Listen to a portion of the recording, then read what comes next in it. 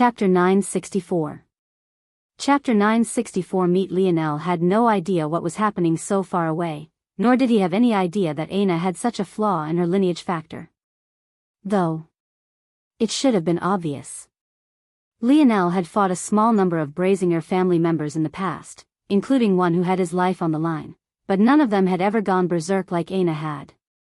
That said, it wasn't quite Lionel's fault that he hadn't realized this problem. Aina had only gone berserk a single time around Lionel, and it had been so long ago that he completely forgot. Of course, what Lionel didn't know was that Aina had purposely not used her lineage factor after that moment for fear of putting him in danger again. Even while seeking out the limit of her power, she was willing to handicap herself in this way. It was impossible to tell how many of such decisions Aina had made for the sake of her love of Lionel since she had known him. It seemed that even as a man with such a sharp mind, he was ultimately still a man, and Aina was ultimately still a woman who expected him to read her mind. That said, maybe of all the women in the world, Aina had the most right to expect something like this of her man, considering Lionel's abilities. But it seemed that Lionel himself was still not quite perfect enough. Still, Lionel couldn't be worrying about this moment because he was suddenly being assaulted from all sides. The latest _AP_SODIES are on the website.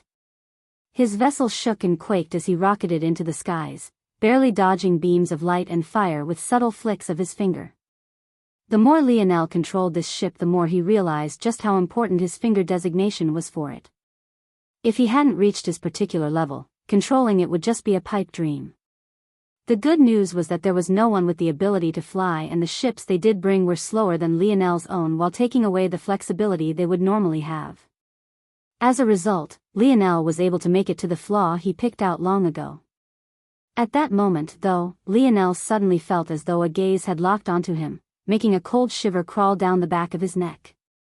His gaze narrowed, but he kept rocketing forward, shooting through an almost imperceptible gap and vanishing into the depths of space. "You want to use me, HM?" Lionel's lip curled. He could tell that whoever had locked onto him definitely had at least one method to stop him, maybe multiple. But they had chosen not to. Clearly, the only explanation was that he was more useful if he escaped. Lionel didn't seem to mind in the slightest. They say that the best schemes were ones that the enemy knew of and yet had to walk into anyway. But whether it was Lionel walking into this trap or Augustus, it remained that time would tell. Visit. For the best no_vel_read_ng experience. Libley's eyes opened, the images before her gaze blurring. Her head swam and her thoughts felt incoherent. It was clear that she was still suffering the most terrible symptoms of her concussion right this very moment, and it took her a bit to regain her bearings. When she did, her hand shot up to her forehead, a light frown marring her features. Looking around, she found that her head was actually leaning on someone's lap. She didn't know what to say when she realized that it was actually the big oaf Dinmo. He didn't seem to react to her waking up, seemingly finding everything but her face to be interesting to look at. Libley shook her head. It seemed this fool could be nice sometimes too, but he was still an idiot. She would have woken up long ago had he not insisted on leaving her on the surface of this terrible planet. Couldn't he have carried her away to somewhere cooler? Forget it, this was about the best she could expect from him anyway. The relationship between the Radix and Midas family had always been one of matching brains and brawn.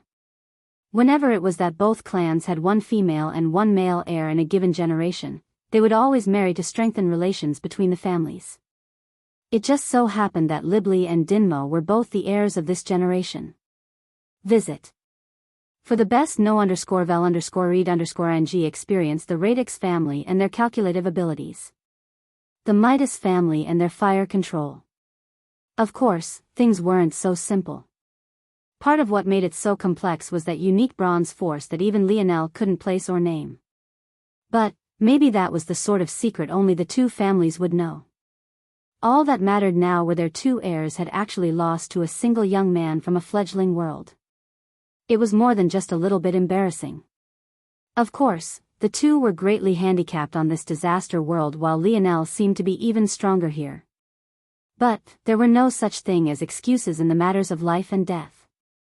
Today, they had been lucky, but what about next time? Libli rose and narrowed her eyes. This was what they had come to this galaxy for. They had already conquered their own galaxy, but there were no more growth opportunities left there. If they wanted to reach the next level and enter the stage of the true powerhouses of this universe, these were exactly the challenges they needed. As for Lionel, she hoped that they would meet him very soon.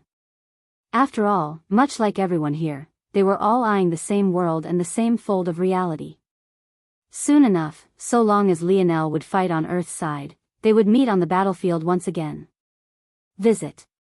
For a better user experience days later, Lionel's ship circled around a particular planet before descending. This time, he didn't have any great hassle to go through, as this was a world that emphasized the lack of exactly that. It was yet another merchant hub with fairly loose restrictions. For the first time in almost a year, Lionel would meet up with Elther. Chapter 965. Chapter 965. Addicted. Look at you, you're still as pale as ever. Lionel let loose a laugh, sitting opposite Elther, who was caught off guard by his sudden appearance. Towards such words, Elther could only be speechless. He might have already taken out his saber for anyone else who had said these words to him, but for some reason he found it quite amusing when Lionel said so. It wasn't much of a surprise that Elther's pretty face and seemingly sensitive skin was a sore spot. He wanted to be a general, not a male model and gigolo. Yet, he looked like the slightest bit of sunlight might leave him red the next day. It was a sad plight, indeed. You're one to talk, have you seen your hair lately? If it wasn't so short, I'd mistake you for a woman. Elther's mouth was just as sharp as his blade, though, so he hardly missed a beat. Lionel grinned. Oh, this? You don't think it makes me look quite kingly? Elther snorted. A king of solely women, maybe. The latest _AP_SODIes are on the website. Even as he said the words, Elther knew that his retort was quite weak. Unfortunately, he just felt that Lionel's hair quite suited him, so it was a bit difficult to lie with a straight face. Annoyed by his failure, he just looked away, calling for a waitress to order a large sum of food he had every intention of making Lionel pay for. Lionel laughed, seemingly seeing through Elther's thoughts. Though the two hadn't known each other for long and could really only be considered to have had two real interactions, Lionel felt that he had quite a good read on Elther. He was a man who wanted to be seen as a man, first and foremost. But, he still had a lot of childish tendencies. That said, whether one could make him display these tendencies would both be dependent on how much stronger than him you were and just how close to him that you were. If someone was stronger than him and also not someone he recognized as family or friend, had be more likely to lash out than retort like he just had. At that moment, the two men shared a private room in a top-class restaurant. Lionel hadn't really cared where they met, but Elther insisted that a king should have some standards. Of course, Elther also complained about Lionel's choice in clothing, claiming him to be far too casual. But in the end, he was forced to give up and take it one step at a time. It was already enough of a miracle that he got Lionel to come here. The man wouldn't even touch a drink usually. Clearly, the irony was lost on Elther. He wanted to be a general, but he was always so concerned with his clothing. Visit. For the best no_vel_read_ng experience, so, how are things going? Lionel asked as he was halfway through a beast carcass half the size of his body. The movements of that woman I told you about are quite weird. She keeps attacks and claiming periphery territories of the guild but has made any real moves toward the guild itself. It's almost like she's stringing us along. Oh. Lionel blinked. Show me on a map. Lionel used the projection ability of the dictionary. Usually, he used it to navigate through the Milky Way. But, this was an excellent use as well. Elther reached his hand forward, pinching his fingers before spreading them out wide. The result was the 3D plane of stars zooming in toward a certain location. We've attacked here, here and here. In these months, we've fought 3 major battles. The rest of the time has been spent consolidating territory and securing routes. Lionel's gaze narrowed when he saw these locations. He had already memorized the map of the guild's territory that Elther had sent him previously, so he knew exactly where these were and what they represented. But that was also what made it all so fascinating.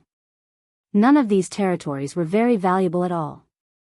The best asset here was a lower-level disaster world called Planet Aistia.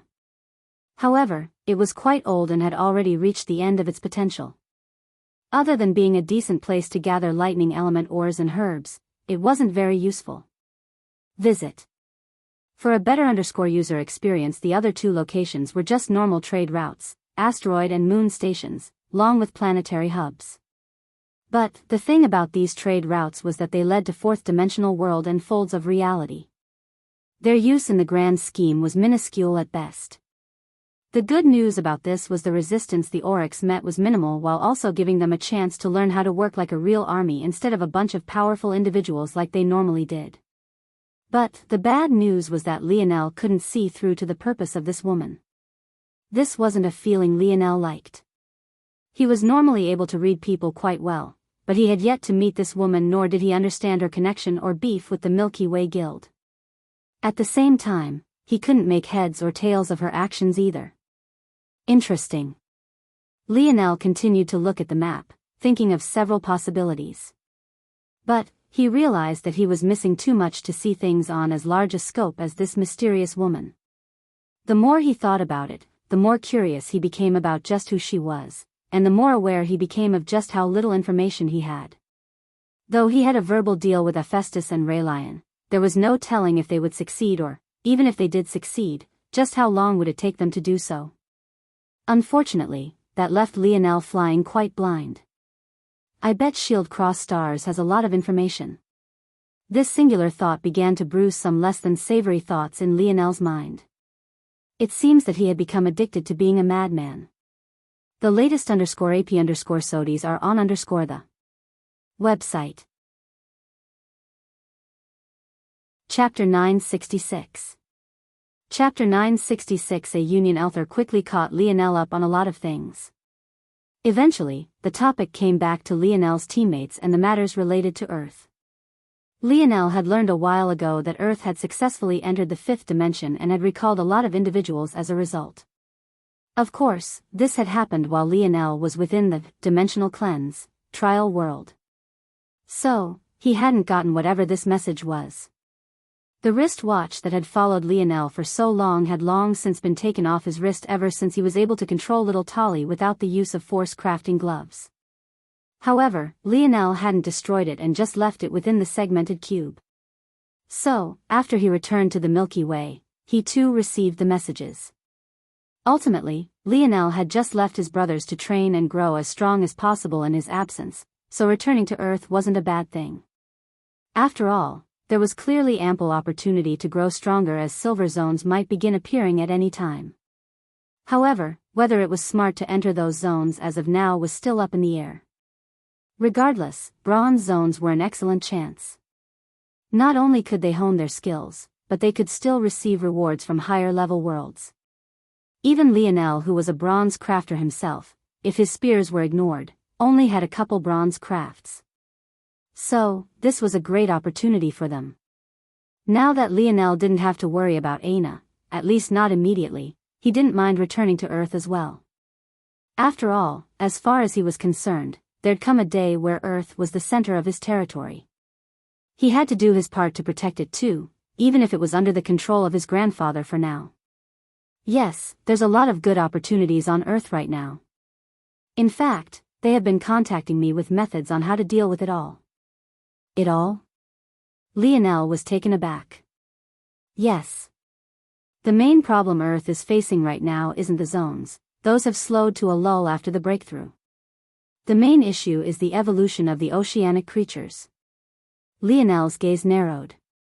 Earth never had to deal with much of an invalid problem because Emperor Fox had cruelly chosen to kill over 99% of Earth's population before the metamorphosis even began. But there was nothing even he could do about the vast ocean. Visit. For the best no_vel_read_ng experience. In fact, this made Lionel wonder. Long ago, Earth had gained great enough terraforming technology to fuse the continents into one. He wondered if that was a coincidence or by design. Maybe his grandfather always knew that the ocean would be their greatest obstacle. Still, something about the movements of the galaxy made Lionel feel that the ocean was still the least of their worries. At the same time, he also wasn't very confident in fighting in the water. At the very least, he had no experience in such a thing. That said, he had two solutions to this. He could use his water domain spears, and he could also create some crafts to counter the ill effects. Either way, he would need to assess the situation first when he returned to Earth. I think that's everything, Elther said, exhaling a breath. Lionel nodded slowly. Anne, how receptive do you think they would be to a human leader? From the way I see it, they follow the direction of that woman just fine as long as they see what they're getting out of it. But, it's hard to tell. They aren't subservient. It's a subtle difference between being employed and being loyal subjects. Whether or not they would continue to follow you is impossible to say. Lionel nodded in understanding. This might be a bit of a delicate issue, and it might be better if he made himself known to them sooner rather than later. All right, here. Lionel tossed a spatial ring over to Elther. But, when he saw what was inside, his eyes almost popped out of his sockets. How did you gather so much herb ore? Visit. For a better user experience, Lionel grinned. You could say I procured them. Lionel didn't explain, his smile beaming as he rose to leave. Use this to fuel their advancements. Don't be stingy. I want all of that money gone within the next month. Month? This is a lifetime worth of money. Elther was left speechless. He was the prince of a kingdom. It wasn't as though he had never seen such wealth before. But, this amount was the equivalent of what his Oryx kingdom would spend in an entire population of millions in a single year. Yet, Lionel wanted him to use it on 10,000 Oryx in a single month. If he wasn't a madman, then what was he? He'll replace it soon enough. After all, I have a feeling that the beast crystals of Earth's oceanic creatures are quite rare and valuable, right? This. Elther didn't know what to say. But, he never had the chance to before Lionel suddenly vanished. He's growing more powerful. Elther gripped his fists. He was lagging behind. He needed to raise his effort. Visit. For a better user experience in another corner of the galaxy, back on a familiar planet Luxnix, a young man strolled out from a forest, entering the estate once again. He looked around at the dead bodies littered around him and shook his head.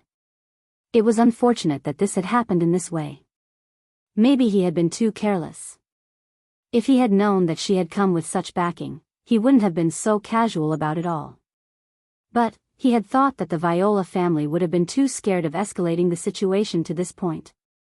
The action of sixth-dimensional existences means something completely different from just fifth-dimensional ones. Still, none of this was what took precedence in Miguel's mind. He glided through the estate, making it to a particular place. Yes, Elder. I'm just here to meditate for a bit. The guarding elders nodded. Of the younger generation, there was only one allowed to casually enter this place. Miguel descended down a network of tunnels only to find himself standing before an altar. And upon this altar, there was yet another bronze tablet. However, this one was different from the one Miel held. Sitting upon a marble platform, a translation was etched into the pedestals of this one. A union of light and darkness will reveal the 12-pointed star. The light character exuded an aura eerily similar to Miguel's own. As for the darkness character, Miguel had finally realized that it reminded him of Aina. Visit. For the best no_vel_read_ng experience. Chapter 967. Chapter 967. Familiar. Miguel stared at these words for a very long time, his eyes eventually closing as he fell into a state of deep meditation. The 12-pointed star was the most important symbol of the Luxnix family. Despite the fact they called their lineage factor the snowy star owl, for some odd reason, within their ethereal glabellas, their light elemental embryos manifested exactly as a 12-pointed star would. Of course, this was a secret no one would know about unless a member of the Luxnix family went out of their way to speak of it. However, even aside from this alone, there were still their feather sword warriors who used this star as a symbol of their prestige. There was no doubting that the 12-pointed star was of immense importance to the Luxnix family and their strength. However, almost no one understood its significance and even less understood just what the origins of it was. Miguel, though, understood that everything originated with this tablet. If it didn't exist, maybe there would be no Luxnix family today. And now, after all these years, he had finally come to grasp a clue about just what all of this could mean. Despite the calm look on Miguel's face currently, he was doing his best to stop his seething blood. Since his youth, Miguel had always been extraordinarily talented. However, he was limited by two major factors. Visit. For a better user experience, the first was that he was born in a world capped at 6th-dimensional potential. Though planet Luxnix was at a peak amongst 6th-dimensional worlds, it was ultimately still that. Compared to 7th-dimensional worlds, it was still too lacking. And, compared to 7th-dimensional worlds nearing the 8th dimension like the Morales family world, it might as well have been an ant by the roadside. Regardless of his talent, this would always be a limiter. The second factor that would always limit him was his 6th-dimensional lineage factor. If he truly wanted to progress, there would come a time where his snowy star owl lineage factor became not only useless to him, but even a hindrance. Luckily, he was born with another talent that could mitigate this somewhat, but these would always be two anchors on his talent, anchors he could never get rid of, unless he could learn these words. Miguel wasn't a fool. Prophecies often had so many potential interpretations that taking anything at face value could end in his death. For all he knew, union meant Ailsa devouring his blood whole like she had done during their battle. In such a case, this prophecy would have little to do with himself as he would be dead.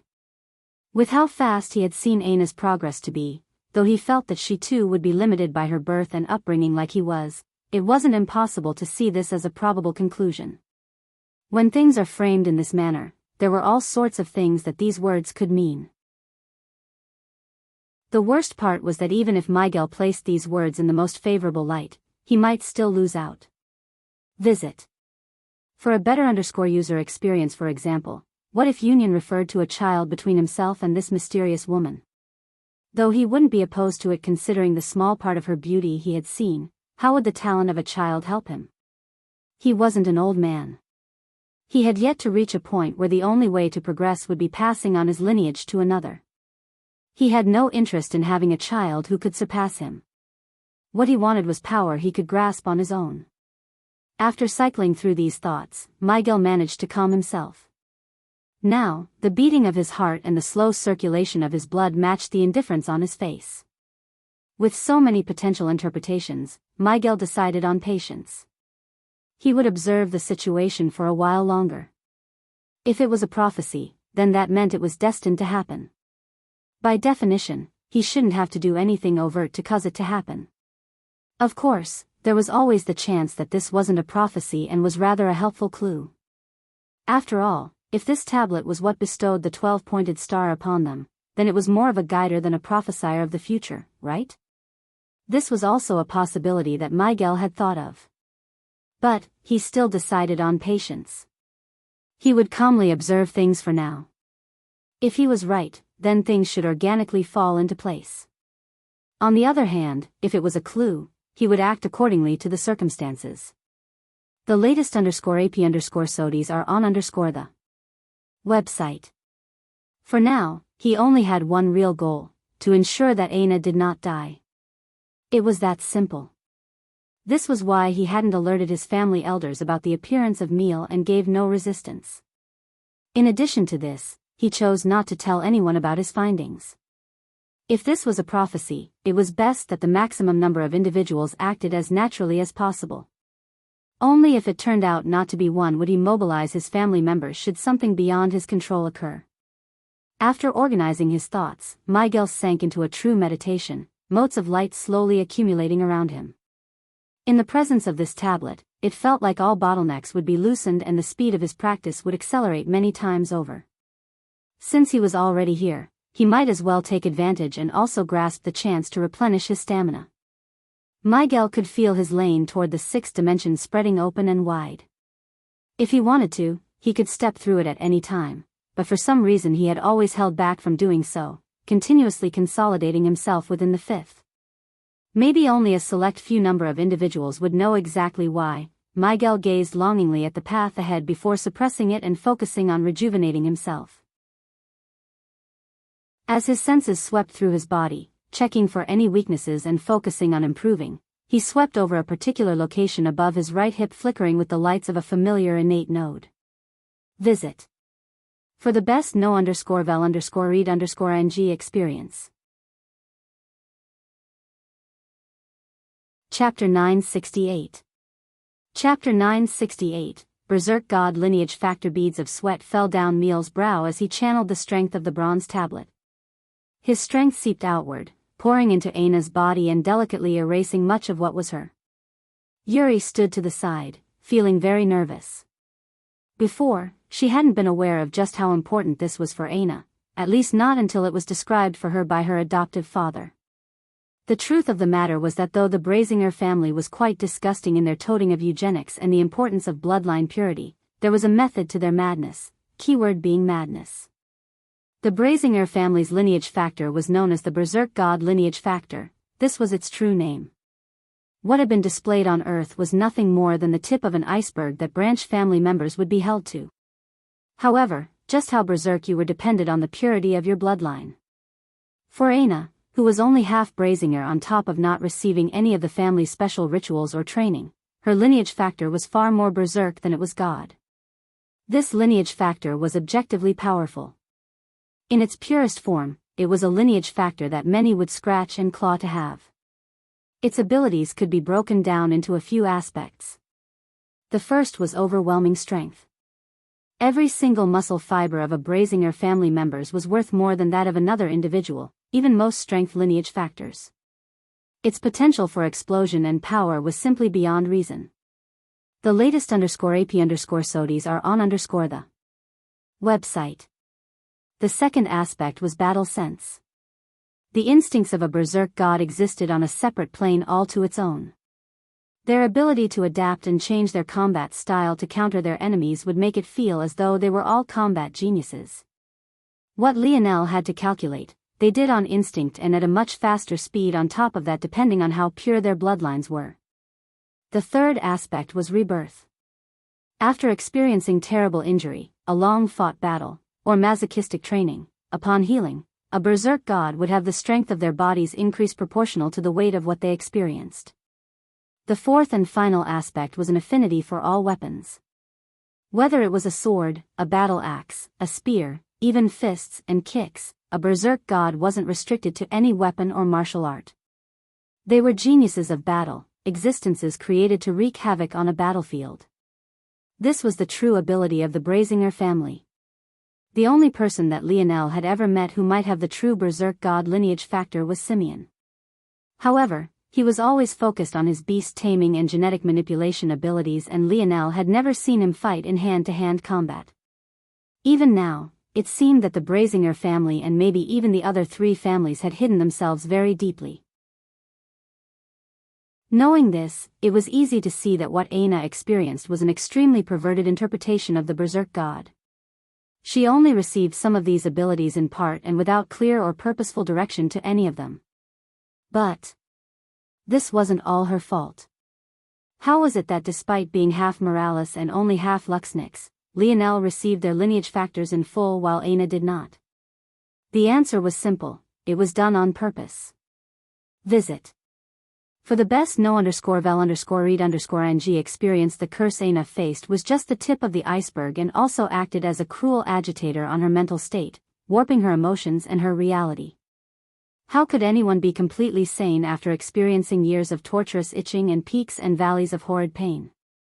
It was all done on purpose to make Aina fall further and further into depravity. The fact she had even a semblance of humanity left in her was a testament to just how mentally strong she was to begin with. The Brazinger family lineage factor was altered so that when met with interference with other bloodlines, it would deviate from its predestined path. The result of this would be a deviation in the mind state that resulted in oversensitivity. In the beginning, this oversensitivity would only be minor. For example, it might be as benign as suddenly becoming greatly embarrassed when a boy you liked confessed to you, even to the point of running away with a blushing face despite the fact you were normally an assertive and confident woman. However, as time progressed, it would steamroll and increase to the point the smallest things became enormous and the tiniest insecurities became tall mountains. Eventually, just the most minor activation of their bloodline would result in this person going berserk, overdrafting their bodies, and, ultimately, dying. It could be said that if not for Aina's self-healing abilities, she would have long since fallen for the plot of this ancestor of the Brazinger family. It could even be said that due to meeting Lionel and allowing herself to fall for him, Aina had delayed the strongest onset of these side effects for as long as she could. However, this tablet provided a unique opportunity to reset the damage done and undo the second curse the Brazinger family had placed on Aina. Visit. For a better user experience, when the tablet erased a personality from a shadow, there was no living entity to cause the rebirth of that personality. However, Aina was different. She was a person with a propensity toward a certain disposition. As long as she was given time, she would become the very same Aina once again.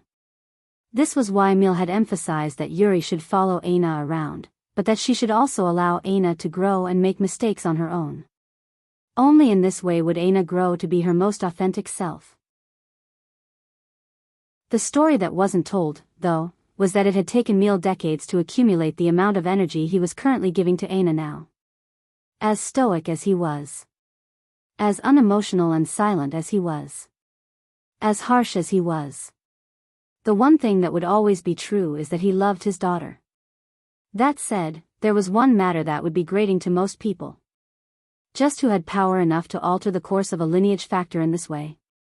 Who could place a curse that followed a bloodline like a reaper, gatekeeping it for generations to come?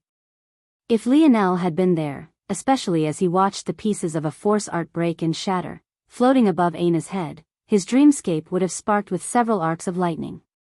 And when his dreamscape settled down, he would suddenly think back to a man he had learned of in the Joan Zone. A man they called God. A man capable of copying the abilities of people into force arts. Aina's eyes suddenly shot open. The latest _AP_SODIes are on the website. Chapter 969.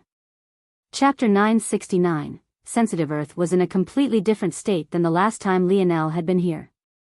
Where there had once been rubble and debris, there were nothing but large stretches of greenery and nature.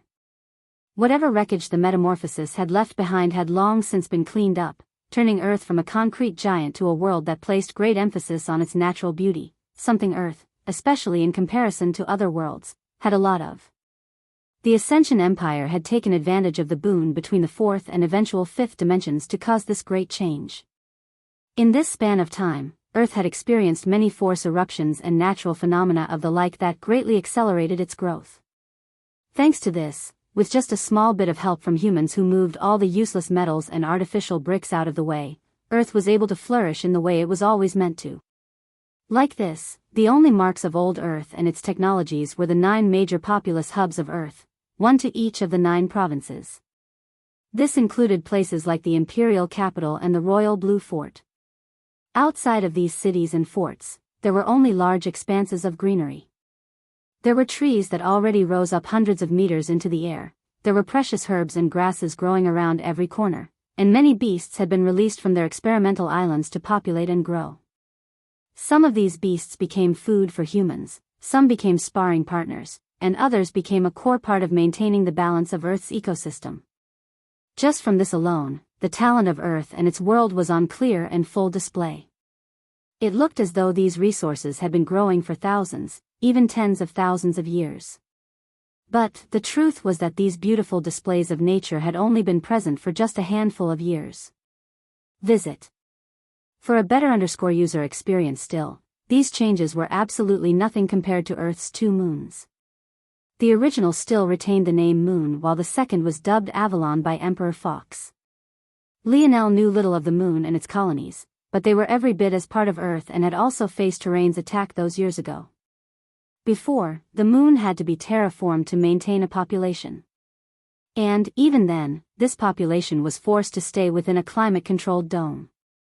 However, after the fourth dimension descended, things began to change, allowing for the dome to be done away with and for the moon to begin to gain characteristics of a world all to its own.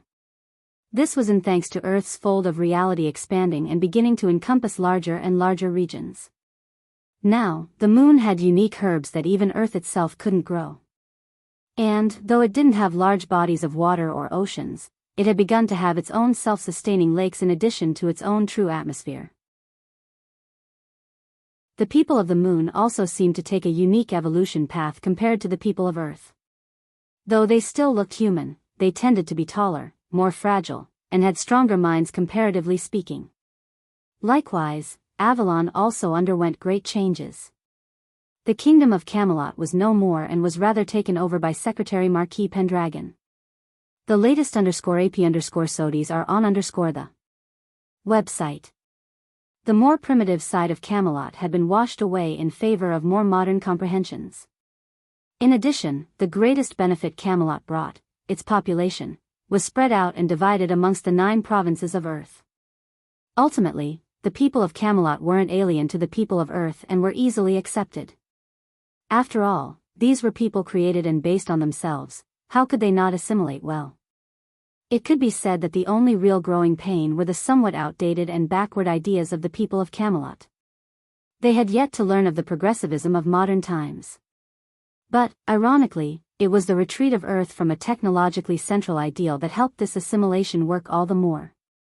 In a lot of ways, the people of Earth felt like they were going backwards while the people of Camelot felt that they were being accelerated forward. This allowed the two groups to meet in the middle and reach a happy medium.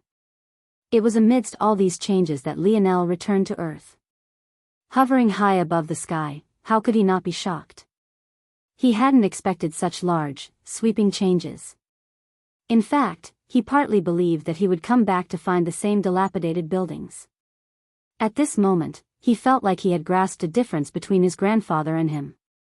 Lionel believed that he was quite forward-thinking and quick on his feet, even not hesitating to spend what an entire kingdom would in a year just for a single month of progress. However, it was clear that working harder didn't trump working smarter. Visit. For a better user experience in just a handful of years, not even quite year 3, Earth's entire face had changed. And, Lionel was certain that his grandfather had planned it to be this way from the very beginning. There wasn't a single step that he had taken that was out of line of this goal. Now, despite being a fledgling world, Earth was already in the 5th dimension, had no human invalids to worry about, and had conquered all of their land without trouble. Lionel had naively thought that while his grandfather was struggling with getting Earth back on track that he'd be able to make some headway toward catching up, but he felt more wrong than he ever had before. Now that he was more sensitive to certain things, upon stepping onto his grandfather's territory, he felt a suffocating aura from all sides. He had to try twice as hard just to take in half the oxygen he normally would. He didn't need to look around to understand that his grandfather already knew that he was here and that he was back. No, it could be said that nothing that happened within Earth's territory or fold of reality would escape his notice. His eyes were everywhere. Lionel's lips suddenly curled beside himself, his gaze turning toward the imperial capital before he shot in that direction. The latest _AP_SODIES are on the website. Chapter 970. Chapter 970, El Hope, Halt. Each one of the auras were blazing, several guards sent piercing gazes toward the air. Though they too wore golden armor, it was nothing like the superfluous garbage the guard of the Force Crafting Guild wore. Each one had an undeniable momentum that almost threatened to peel Lionel's skin back. However, as though he hadn't heard a single word, Lionel descended from the skies, landing at the very top of the ancient tree structure that was the imperial capital. Lionel strode forward, his pale violet hair fluttering and his hands in his pockets. A light smile hung from his face. "You're not going to attack me, are you? Prince Lionel. Flying in the imperial capital is an offense even for you." A hard-nosed man stood forward, his demeanor unchanged in the face of Lionel's smile. "Oh. And why is that?" Lionel's steps paused. "Visit." For the best no_vel_read_ing experience at the moment, he stood at the base of the imperial palace. A large staircase of white marble and gold lay in his wake. Lining these stairs, warriors that even gave Lionel pressure stood. Despite being in the fourth dimension, Lionel felt that their combat experience was far beyond him. In addition, he could tell that as Earth continued to evolve, so too did their abilities. It likely wouldn't be long before the base strength of everyone on Earth was of the fifth dimension. This was the true fearsome ability of a world with so much talent. Lionel hadn't experienced it before since he was away from Earth, but after returning, he felt that his ability was being nurtured as well. As Earth's fold of reality grew, there would eventually come a point where Lionel wouldn't have to return in order to take part in these benefits. He felt quite refreshed at this moment, completely unlike his demeanor the last time he had come here. You will be seen as a threat to be immediately taken down. Since you have broken the rules, we will have to detain you. Ah, and that's the case even if I'm not a real threat? Yes. The man answered seriously, not wavering in the slightest. He seemed unmoved by Lionel's status, his smile, his charisma, and even Lionel's strength. None of it mattered. I see. Emperor Fox is very good at raising loyal warriors. I'm impressed. I would try to poach you, but I have a feeling that I would fail. The man's gaze narrowed. Poach him? What did that mean? Was this prince trying to rebel? The latest _AP_SODIs are on the website. The grip he had on his halberd multiplied in strength, his aura blazing. All of the guards reacted in unison, each of their halberds also raising. Even without them completing their actions, Lionel could feel a unique force art of sorts resonating between them. Interesting, so force arts can be used like this as well, How fascinating. Emperor Fox seems to know quite a lot for a man who should have been born on a mortal world. There was a lot about his grandfather that Lionel didn't quite understand. For example, for Lionel to have the Luxnix family lineage factor, his grandfather would have had to have somehow taken a woman of that family as a wife. But, how had he, the emperor of a third-dimensional world, taken the woman of a sixth-dimensional one as an empress? It was all quite curious. At that moment, the enormous doors of the imperial palace opened, separating out the snaking golden dragons delicately carved onto its surface, and, even more importantly, the immortal tree that it wrapped around. Soon, a spectacled man appeared that Lionel immediately recognized as his uncle. You returned. He said plainly. I have. For what purpose? To shamelessly steal resources and to issue a challenge. Lionel replied without blinking. The latest _AP_SODIs are on the website. The former makes sense. As for the latter, you aren't worthy of doing such a thing yet. Lionel's smile brightened. My grandfather owes me almost 22 years worth of birthday presents. I have to seek my reimbursement somehow. And, as to whether I'm worthy or not, that doesn't matter much to me either. I will issue it either way. One day, Earth will be mine. Though Lionel said things like this, there was a hint of coldness in his eyes that made his uncle's gaze narrow. If there was anything Lionel didn't like, it was not being respected. His arrogance had been buried deep within his bones for a very long time because there was nowhere for it to flourish on Earth. There was nothing worth him rising to the occasion of. But now, things were different. He not only had a goal, there was actually someone who deemed to believe that he wouldn't accomplish it. Though that wasn't enough to tear into his reverse scale, it was definitely enough to leave an itch on it. The moment Lionel said these words, the halberds of the Imperial Guards all rose in unison, their blades carving out a sharp path toward Lionel. Yet, even as he faced a torrential rain of force that could obliterate a city with just its momentum alone, Lionel remained unmoved. At that moment, a roar that seemed to originate from the very depths of his heart manifested. Lionel didn't even open his mouth, and yet it swallowed the momentum of the Imperial Guards and the Imperial Palace whole, making the white gold hair of his uncle whip backward as though hit with a wall of wind.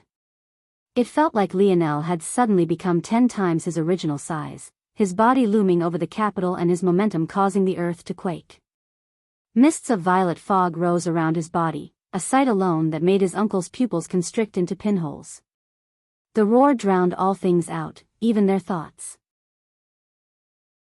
It wouldn't be until a long while later that they came to understand that it wasn't a roar they had heard, but rather the will of Lionel's heart. The latest _AP_SODIES are on the website. Without another word, he turned and began to walk away before coming to a sudden pause. Oh right. I used my imperial pendant on claiming White City, if I recall correctly. I hope no one has stretched their hands toward my things. With that, Lionel flickered and vanished. Chapter 971. Chapter 971, Head-butting Emperor Fox laughter rang through the spring gardens. He laughed so hard that the birds dispersed and the force around him seemed to warp.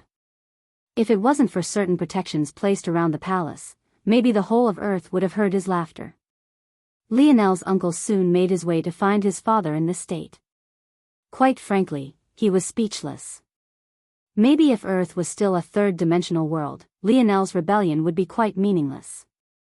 There were simply 1,000,001 ways to stamp out whatever hope he had toward fulfilling his goals. There was a limit to what mere mortals could do in that aspect, especially when the Empire had already unified the whole of Earth. Now that Earth once again had enemies to face toward the outside, the Slayer Legion had returned to their rightful place as the protectors of the Emperor, so there wasn't even this foundation for Lionel to use either. It could be said that if Earth was in the third dimension, they would have the luxury of laughing and watching Lionel's ambitions fizzle out. After all, he was their own flesh and blood. Sometimes there was no need to be so harsh with family. But, in this sort of situation, it was much different. Not only had Earth entered the fifth dimension, Lionel clearly had methods of freely traveling between worlds. On top of that, they were well aware that he had a father who was quite unfathomable. And, Lionel's uncle knew well just how much Lionel's mother loved and what kind of temper she had for certain people. This was all to say that if Lionel's mother learned of Lionel's ambitions, she would probably directly pass on her position as crown princess to him. And, even if Emperor Fox voided it, he would end up having to fight both his grandson and his daughter. If things continued like this, especially since Lionel was a brat who might not be able to see the bigger picture, Earth might suddenly be shaken with internal conflict when their blades should have been pointed toward the outside. The latest _AP_SODIES are on the website. Knowing all of this, despite the fact Galeron had very rarely questioned his grandfather in his life, he still couldn't help but speak. Imperial father, is this really a laughing matter? Emperor Fox sputtered with laughter, his white gold hair shimmering as his emerald irises twinkled. Look at that, Galeron. He's even rubbing off on you. You actually questioned me for once. Galeron frowned slightly before his expression became somewhat bitter. Maybe only his father could make his expression warp like this. You should learn from that brat a little bit more. You need to be more rebellious. Don't you find it sad that I gave the position of crown heir to your little sister and not you? You would think that would have bred at least a little resentment in you. I expected to find some undercurrents brewing, maybe some schemes as you pulled the court to your side. How is it that your sister has been gone for decades and yet you've done nothing? I'm quite disappointed. Galeron was speechless. His father was lamenting. Him not trying to start a rebellion? But this could, the latest _AP_SODIES are on the website. The prince truly had no idea how he should approach this. Lionel's words couldn't have been clearer. Yes, yes. That brat finally grew some balls. It's about time. Galeron almost choked on air. This was the most vulgar thing he had ever heard his father say. What the hell was going on today? Last time he came here, he was far too much of a pansy. He hated me, but he hardly even showed it, letting his purpose become warped beneath the ideologies of another. A fox man should think for himself. But imperial father, he's... Galeron shook his head. He's being quite shameless. This was the best argument Galeron could think of. It was clear he had been rendered completely speechless by his father. Shameless? I think it's the opposite. If he had wanted to, he could slink around in the shadows, never letting anyone know his purpose before he suddenly struck at a critical time. But, he actually came here to issue a direct challenge. What's so shameless about that? That's not what I mean. You mean resources? Well, the brat is right. I do owe him many birthday presents. Visit. For a better user experience after hearing this, Galeron really didn't know what to say anymore. He and his own son were like two sane people in a family filled with maniacs. Whether it was his brother-in-law, his nephew, his own little sister, his mother, even. They were all insane. Sometimes he wondered if he had been swapped with another child at some point. He didn't know why he was so surprised. This was the same father of his who laughed up a lung after he learned that Lionel almost destroyed the Royal Blue Fort. To put that matter into real perspective, their Ascension Empire had known of the threat of the ocean for a very long time. Royal Blue Fort was one of their most powerful chess pieces toward countering this invasion of sorts. Yet, his father had laughed about it like it was nothing. Emperor Fox finally stopped laughing and shook his head. Your vision is still too narrow, Galeron. The reason he can do this is because he knows his worth. There are still some things that are inconvenient for me to do personally while he's well aware that he's maybe the strongest warrior on Earth right now.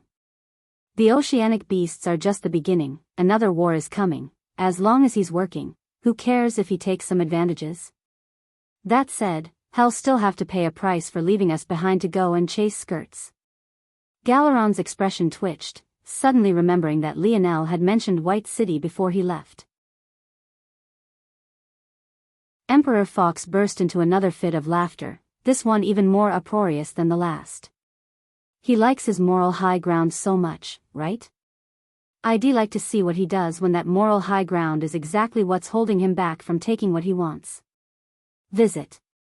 For the best no_vel_read_ng experience, Galeron felt a headache coming on. He really wasn't ready to deal with the logistics of head-butting between a prince and the Dove Grand Prime Minister family. Just one more chapter coming later today, DKM.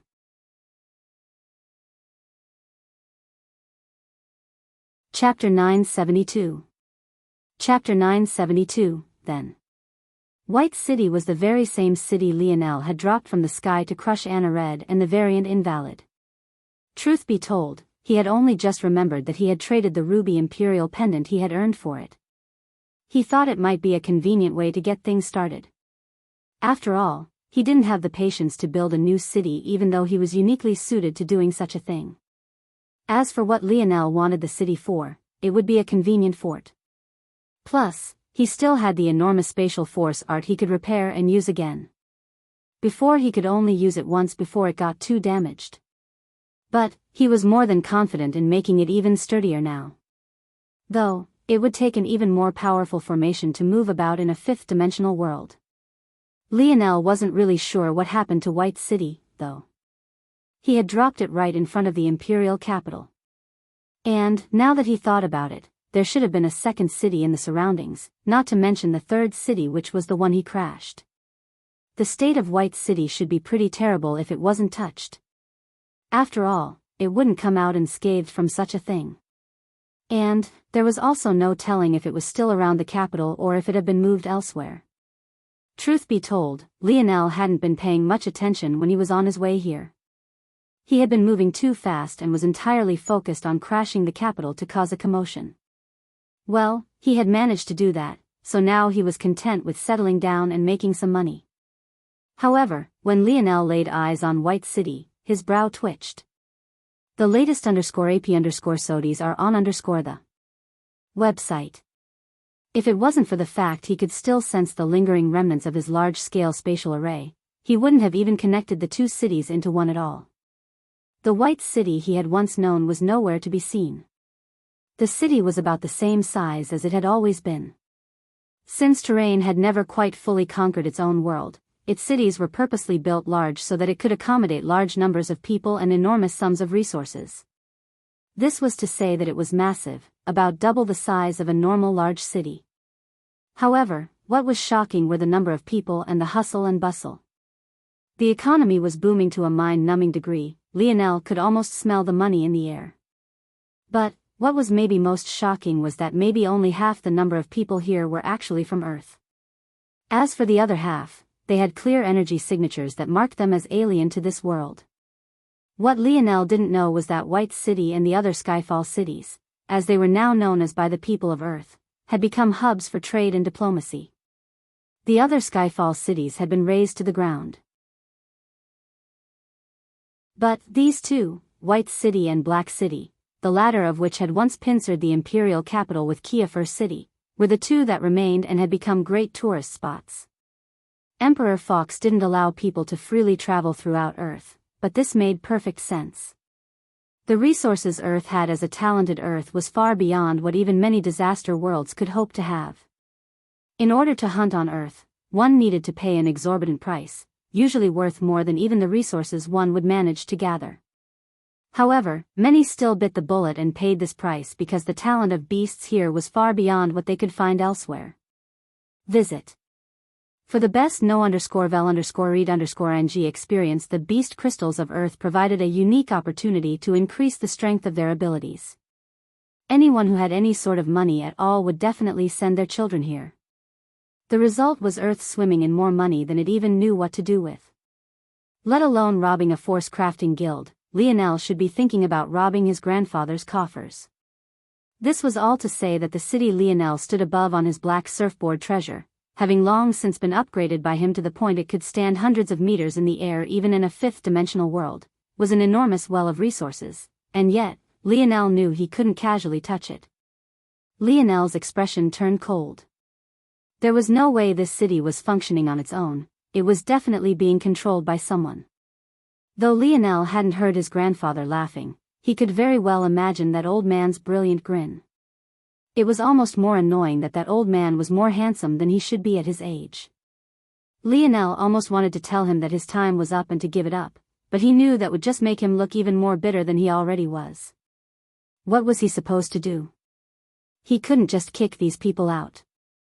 Even though half of them weren't from Earth, the other half relied on this place for a livelihood. They had already built their lives and families here over the course of the last 3 years. Visit. For the best no_vel_read_ng experience, he couldn't use force either. How would they react to someone who just tyrannically took over their home after they had been living in peace for so long? And he most definitely couldn't just kill them all. Just from a glance, Lionel could tell that there was practically no one in poverty in this place. Though his grandfather's genocide was something Lionel could never accept, what he did have to accept was just how good of a position it had put Earth in. They were in a place where every Earthener could prosper and benefit without needing for anything. Lionel stood a distance from the city, hovering in the air with his surfboard. After a moment, his lip curled. With a wave of his arm, he sent out several messages. It was about time he begin. Dove family, is it? Let's play, then. Visit. For a better user experience.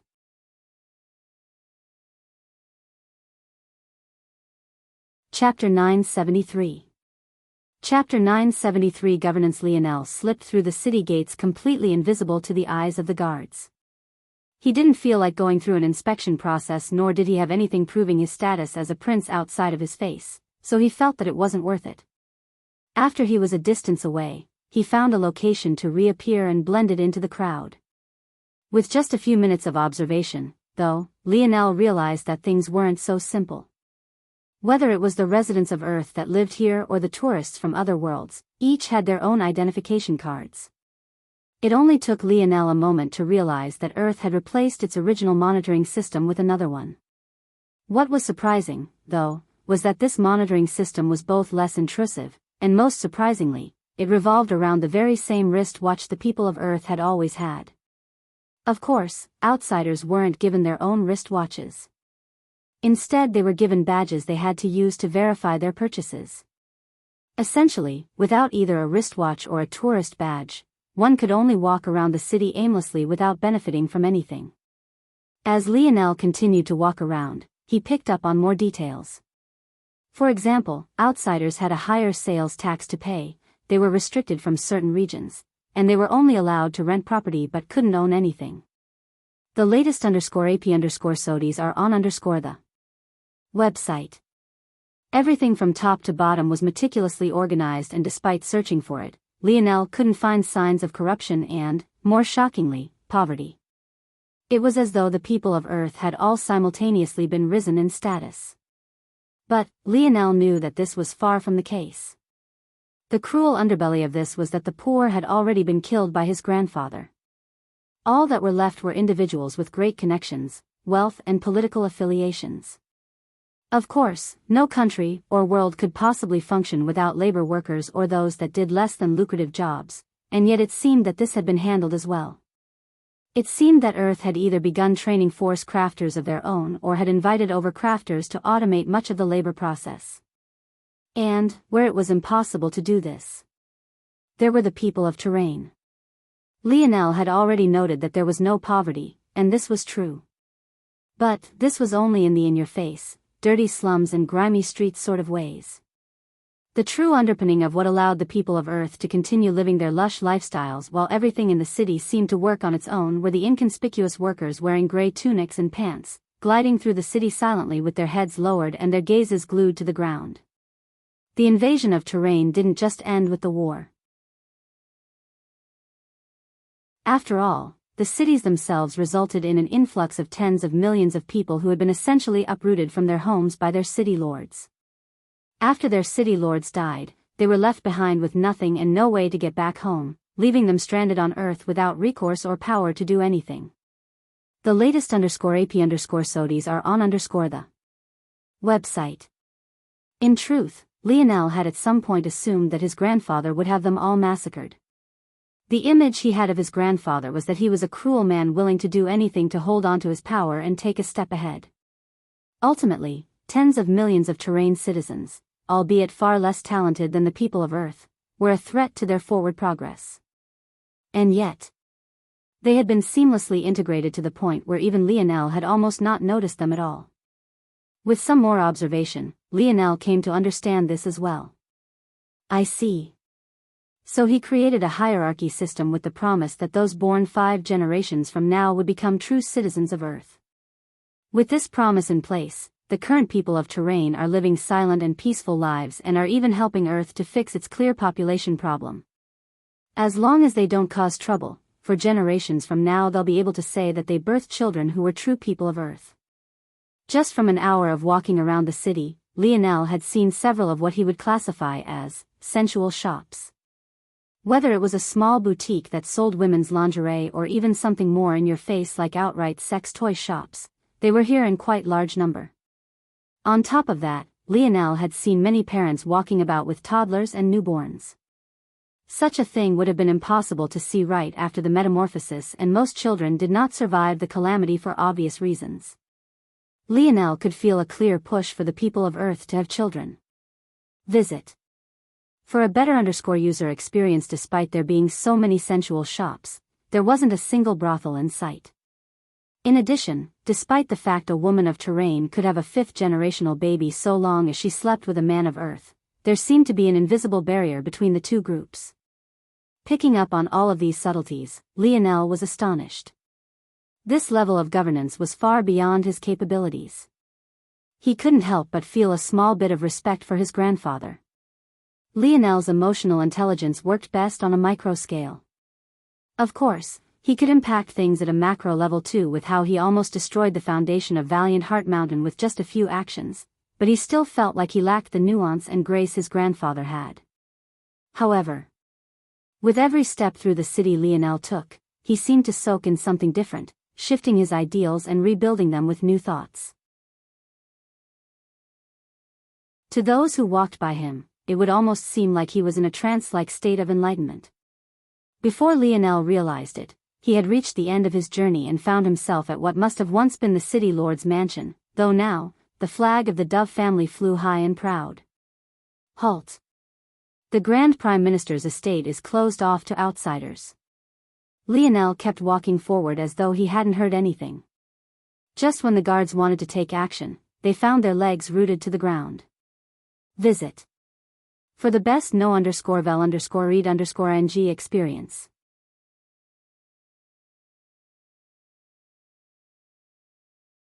Chapter 974.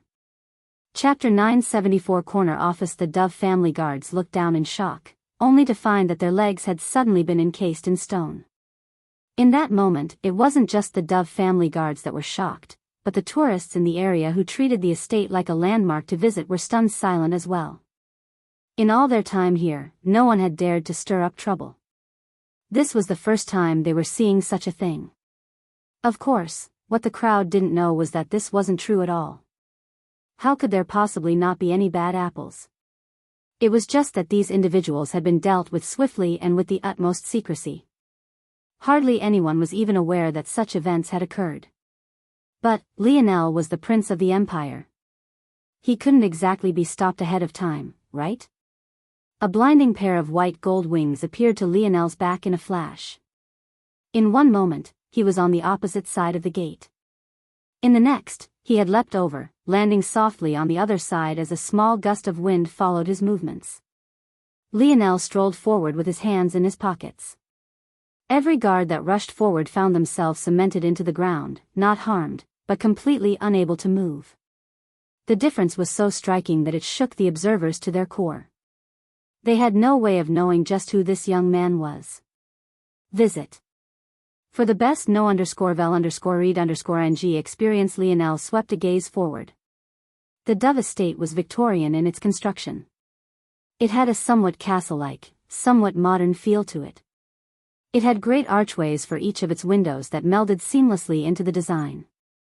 In addition to this, there were a few towers built right into it with a structure that finished the painting of a beautiful picture. The fences and gates that surrounded the property didn't obstruct the view at all.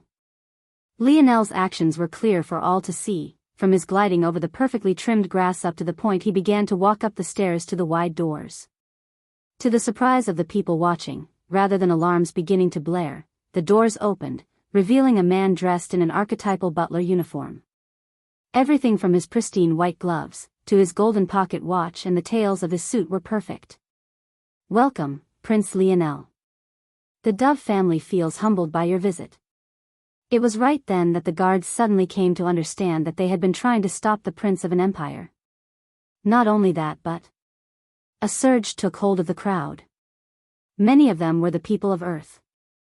The instant they heard Lionel's name, things clicked and a look of reverence flooded their expressions. Visit.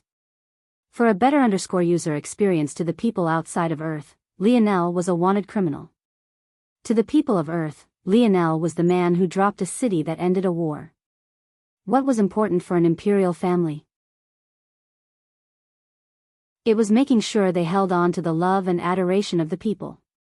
The more they were revered, the more godlike they seemed, the more power they would manage to consolidate. Quite frankly, Lionel hadn't expected such a reaction to his name. After all, the people of Earth should know that he was a criminal as well. However, it seemed that his grandfather had grasped an opportunity. Lionel couldn't help but be astonished by his grandfather's audacity. He knew that Lionel stood opposed to him, but he actually still took action to raise Lionel's legend. What would he do if the people revered him as a prince more than they revered him as an emperor? Lionel let out a sort of speechless laugh. His grandfather. He was the most arrogant bastard Lionel had ever met. Lionel gave the butler a gentle smile. Sorry about all this, I just came back and I don't have the credentials, so I could only choose this sort of crude method. Speaking of which, I have to thank the Dove family for taking care of my city so well. This is far beyond what I imagined I would come back to. Visit. For the best no_vel_read_ng experience. The butler was taken off guard by Lionel's smile. It was an obvious sign of disrespect that a mere butler would come to greet a prince, so why was he smiling? But the main issue was that the butler suddenly found it difficult to continue with a hard-nosed approach. That said, his lip twitched fiercely when he heard the second half of Lionel's spiel. This prince.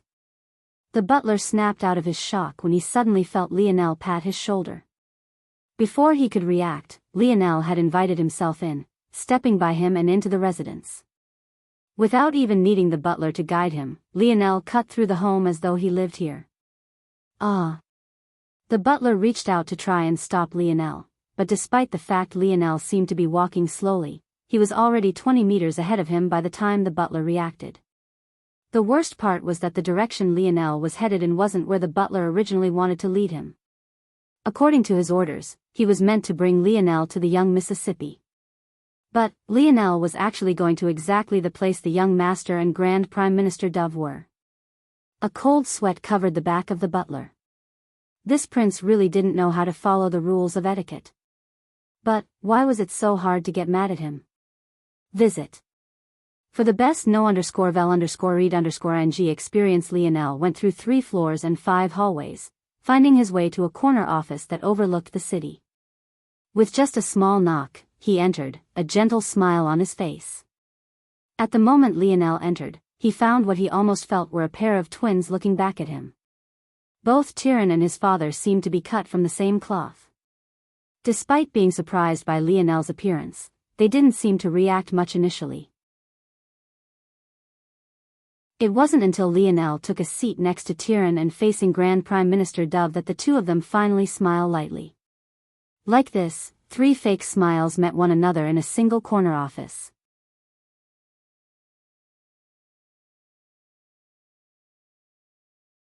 Chapter 975.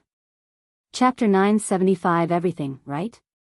It was only after sitting down with the father and son that Lionel finally began to pick out some differences between them. They both had on glasses, both were dressed prim and proper, both had measured and controlled attitudes. It could be said that the only difference between them was that Tyrion's father had a slight graying in his hair, but it was clear that even this was vanishing as he absorbed force day by day, just like how Lionel's grandfather was also continuously getting younger.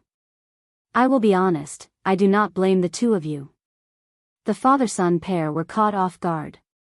Usually, this would devolve into a game of pressure to see who it was would crack and be forced to speak first.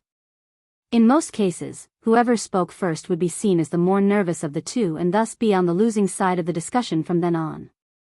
But, not only did Lionel not wait, he began to speak almost immediately. It was hard to tell if he was simply not used to such royal etiquette, or if this was a tactic to throw them off. At the same time, I also don't have the patience to play these games. I'm on a little bit of a time crunch. I won't be young forever, you know. So, how about I lay things out how I see them? Visit. For a better user experience, Lionel sat comfortably in his seat and continued to smile. You two are not my enemies.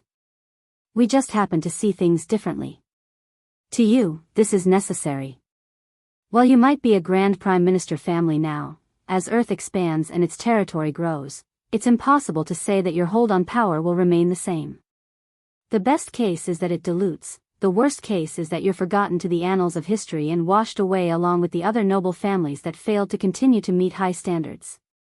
This, however, is also an opportunity for you. You now suddenly have ample room to grow, whereas in the past you had already met a ceiling you couldn't break past. So, if a brat like me claims a city with a small bit of merit and then suddenly disappears for 3 years, it wouldn't be surprising that you would choose to swoop in. After all, there are many things you could say. For instance, you could claim that this isn't the white city I claimed. There are practically no parts of the city I once claimed remaining, and even a rational person might conclude that this was no longer my city to begin with. Tyrion's eyes narrowed, but he quickly recovered, continuing to listen to Lionel's words without saying anything himself. The latest _AP_SODIes are on _the website. Of course, none of those petty tricks really matter. Ultimately, I am a prince and this city was claimed for me by virtue of an imperial pendant. If you look at things this way, in terms of places on Earth that represent the imperial family's prestige, the imperial capital is number 1, and this city may very well be number 2. However, I'm sure you father and son pair are smart enough to understand this as well, which means you have several other tricks up your sleeve. If I were in your shoes, I just might send my butler to receive myself and announce my name and title to those present.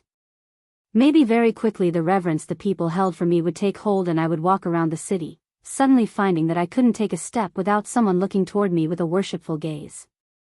If that were to happen, I just might get full of myself and believe that I was untouchable. Once I began to believe that, I just might also think that snatching White City away by force was something that the citizens of this city wouldn't fight against and even something they might accept with open arms.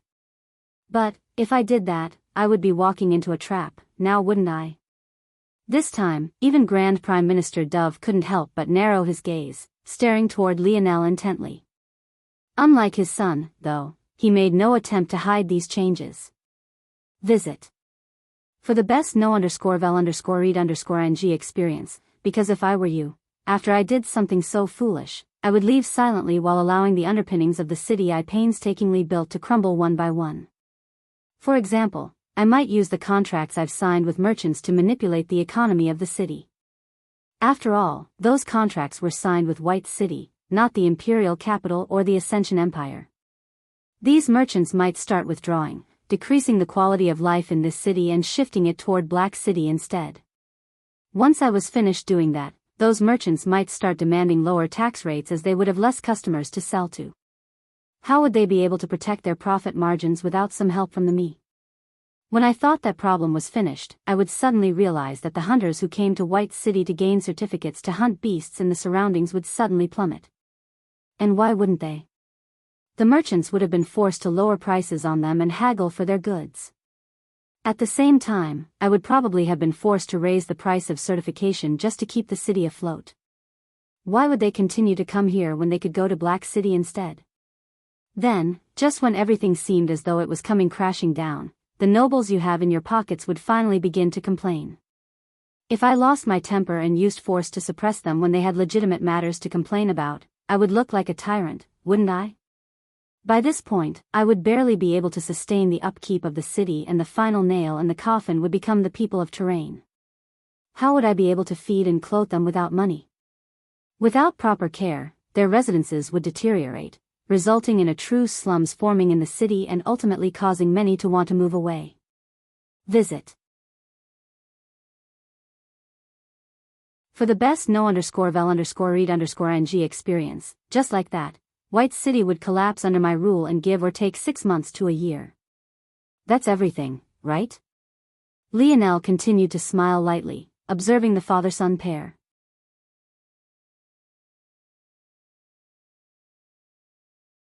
Chapter 976. Chapter 976. A smile. Lionel's smile didn't fade amidst the silence of the father-son pair. In fact, it only grew.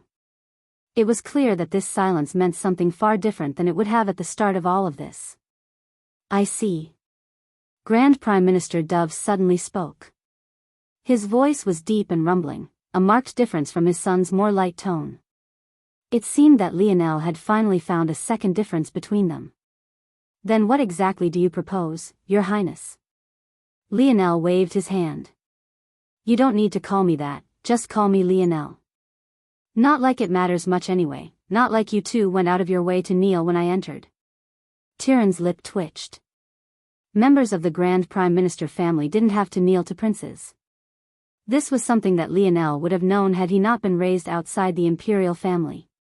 But, it didn't seem appropriate to correct him on this now since he had already waved it away so casually. As for what I propose, it is quite simple. For the next year, all profit White City makes will go to me. Beyond this, all shops that I come to own will be tax-free and work without restrictions. While I am away, this city will continue to be yours. Quite frankly, I plan to take White City and move it to the coast, but it is clear that this is impossible. So, instead, I'll be building a city myself. Grand Prime Minister Dove's gaze flashed, but he remained silent as he continued to listen. Visit. For a better user experience, in exchange for this, any force crafters you're nurturing can come under my wing for the time being if you aren't afraid of me poaching them away. In addition, any boom in White City's economy that are as a result of my actions can continue to be yours once I've gone and the year period I've marked out has passed. As for when I am in the city, I will take 30% of the revenue following this year period. Hearing Lionel conclude so simple, Grand Prime Minister Dove was quite shocked. He had expected to be completely fleeced by this prince, but Lionel had actually gone so easy on them. Though losing a year of revenue was a difficult pill to swallow, a year was ultimately just that. Before the metamorphosis, the human lifetime had more than doubled already, making a year worth far less than it had been in the past. Now with the help of the metamorphosis, force, and the various rare force herbs Earth was continuously producing, they could live for even longer than that. In addition to this, Lionel said that after this year, he would only take 30% of the revenue for when he was actively in White City. He had already left for 3 years prior to today without a word, and though the Grand Prime Minister couldn't guarantee that Lionel wouldn't do this again, the fact that he wanted to build his own city was evidence enough. Without much thought, Grand Prime Minister Dove nodded. I find this deal to be agreeable. From this date until this time next year, all the revenue of the city will be yours. If you need crafter to help in your building a city, I will also provide them. If they are to your liking, there is no problem with Prince poaching a few. As for your shops being tax-free, this is of course not a problem as well. I'm sure that the added business your endeavors will bring will leave us at a net positive regardless. There are easily half a dozen prime storefronts Prince can choose from. If you would like, you can have them all. Lionel smiled. It seemed that this Grand Prime Minister was quite the smart man. Oh right, just one more thing, Lionel said, when I say revenue, I mean all of it. Don't bother sending taxes to that old man for this year either. Grand Prime Minister Dove was rendered speechless. Firstly, Lionel was calling Emperor Fox old man. And, secondly, evading imperial taxes was not just a small crime. Even shaving a bit off the top was impossible, but not doing so for a whole year was a completely different level of face slapping. The latest _AP_SODIs are on the website. Don't worry about it, I've already spoken to him about it. Really? Grand Prime Minister Dove looked toward Lionel skeptically. It wouldn't be an exaggeration to say that White City represented at least 20% of Earth's current wealth. Losing it for a year was not a small ask at all. The only reason Grand Prime Minister Dove wasn't bleeding was because most of that money went to the imperial family anyway, so what he was left with wasn't something he was unwilling to part with. The only thing he really needed to worry about was making sure all the guards and especially the terrain servants were properly taken care of and paid. But, he was still willing to pay out of pocket to cover this for a year. Lionel, however, was clearly a maniac. Grand Prime Minister Dove couldn't even fathom what Lionel would do with this money. Just to put things into perspective, the eye-popping number of herbors Lionel had given to Elther was something White City would make within 3 days. As exaggerated as that might sound, this was the true value of a world like Earth. The Ascension Empire was raking in funds hand over fist. Without more explanation, Lionel smiled and stood. By the way, Tyrann, I wanted to apologize. Tyrann, who had still been trying to wrap his mind around all this, suddenly started. He was surprised to the point of being speechless. When we first met I was a bit overly sensitive and ended up shattering your glasses. It was rash of me and something I shouldn't have done. I hope we can move past it. In exchange, how about I craft you a bronze treasure to your specifications? Visit. For a better user experience, Tyrann, who was almost always composed, didn't know what to do. He had never expected an apology for that and he had most definitely never expected Lionel to be so nice to him. But, most shockingly of all, Lionel was a bronze crafter. Tyrann, quickly thank His Highness. Yes. Right.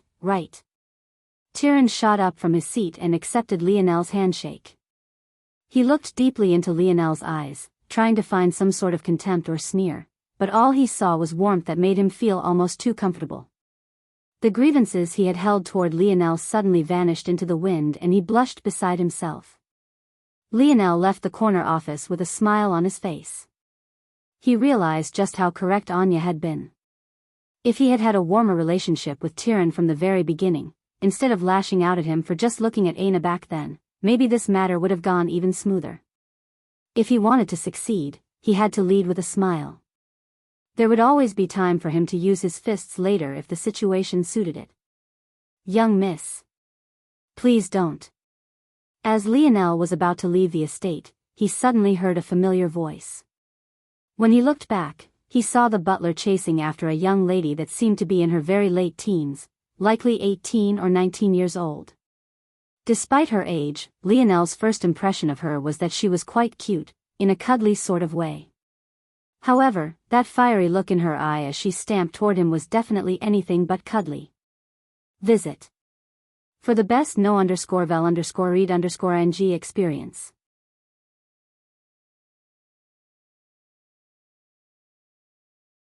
Chapter 977. Chapter 977 coasts. Lionel smiled lightly. He had been monitoring the butler with his internal sight ever since he entered the estate. Initially, he had been rushing after Lionel, but after he realized he couldn't catch up, he had changed directions and shot off toward where this girl had been lying in wait. If Lionel had to make a guess at what happened, he had probably entered a wing of the estate that the butler didn't dare to enter. As such, the butler had no choice but to change tactics and go and seek help from this cute girl. It was very likely that this was the young woman the Dove family had prepared to field Lionel. And, clearly, she wasn't very happy that Lionel had ignored her while going straight off to her brother and father instead. It was rare that the young miss got a chance to do something important, so it felt like Lionel had snatched away her chance. The result was the poor butler chasing around someone he couldn't catch up to for the second time that day. "You are Prince Lionel?" Though it was a question, it almost came out like a demand.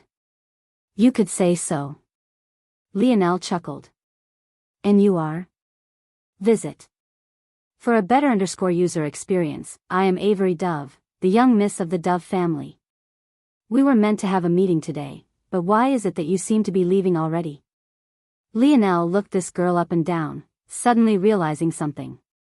He had mostly met all of the noble young men and women during the war with Terrain. But, back then, Avery was just 14 or 15 years old, far too young to participate. It was no wonder this was the first time Lionel was meeting her. "I see, so it's young Miss Dove. It's a pleasure to meet you. I wasn't aware that you were waiting for me, my apologies. How about this? Your father said that there are 6 prime storefronts for me to choose from, would you mind being my guide?" Avery, who was fully prepared to be a young lioness, was caught off guard by Lionel's suggestion. She had felt that she would need to be more hard-nosed because she was a young woman, but especially so because she had this face of hers to overcome. "Ah. Yes, I can."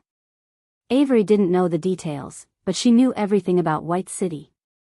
The moment Lionel mentioned those storefronts, she already knew exactly which ones he was referring to and even exactly how to get there from the estate. It could be said that she was well prepared. Though she hadn't spoken to her father or brother about this matter, she didn't think that the prince would lie about this, nor would he have to. She had already been briefed that there might be trouble when Lionel returned, so thinking quick on her feet, she assumed that this was a compromise. Around a corner not far away, Tyrion, who had been prepared to step in to do something, chose to pause instead. Compared to the niceties that Lionel had given him before, this was worth far more. He suddenly found it very difficult to even think of tricking Lionel, let alone doing it. Visit. For the best no_vel_read_ing experience, he shook his head. He felt ridiculous today. He had actually done something as embarrassing as blush. Now this. Not long later, Lionel was escorted out of the mansion under the lead of Avery. Along the way, Avery found herself relaxing even to the point she began to laugh and giggle at the things Lionel said from time to time. She almost forgot that she was meant to be on official business, representing her Dove family. "You really have seen a lot of things. My father won't let me off of Earth. I've always wanted to see what the greater universe looks like." Avery had a slight longing in her gaze as she looked up toward the sky. But, unfortunately, there was nothing but an expanse of blue to see. Lionel smiled. "I never would have thought that the stoic Grand Prime Minister Dove would actually be so overprotective. It seems that all fathers have a soft spot for their little girls." Avery pouted. "I don't want him to have a soft spot. He should treat me like he does Tyrion, but he doesn't take me seriously. The latest _AP_SODIes are on the website. Who knows? Maybe Tyrion wishes your father treated him more like he does you." Definitely not. Avery shook her head, her black hair sprinkling about. My big brother is a workaholic. He's been like that even since he was a kid. If it has nothing to do with self-improvement, he wants nothing to do with it. Lionel's brows raised, but he didn't refute Avery. Who was he to correct her views on her family members? She definitely knew them far better than he did. It's only a coincidence that Tyrion is even here right now. If it wasn't for father calling him back, he'd probably be on the coasts with everyone else. On the coasts? Lionel asked. Oh, right. You just came back, so you might not know. Most of the young nobles aren't near the imperial capital anymore. They've gone off to the coasts to hunt the oceanic beasts. There've been a lot of them trying to come on land as of late. Not only is their meat really good for strengthening bodies, but their beast crystals sometimes go for exorbitant prices depending on their level. I see. Lionel's lip curled into a smile. Ah, we're here. This is the first prime storefront. We were planning on holding auctions for these in the coming few months, but since father said you can have your pick, feel free. Visit. For a better user experience, the location was indeed perfect. The shop was on a prominent street corner and had a body that wrapped around its edges. No matter what direction you were coming or going from, it would be impossible not to spot this storefront. On top of that, the surrounding ambience was perfect. The smell in the air made one feel relaxed. There was a hint of nature with a park being nearby, but not too close that it would ruin the metropolitan atmosphere, and there was even a bank not too far away in case one ran out of money to spend. Lionel nodded when he saw all of this. No need to go check out the other ones. I don't need more than one storefront anyway. I'll take this.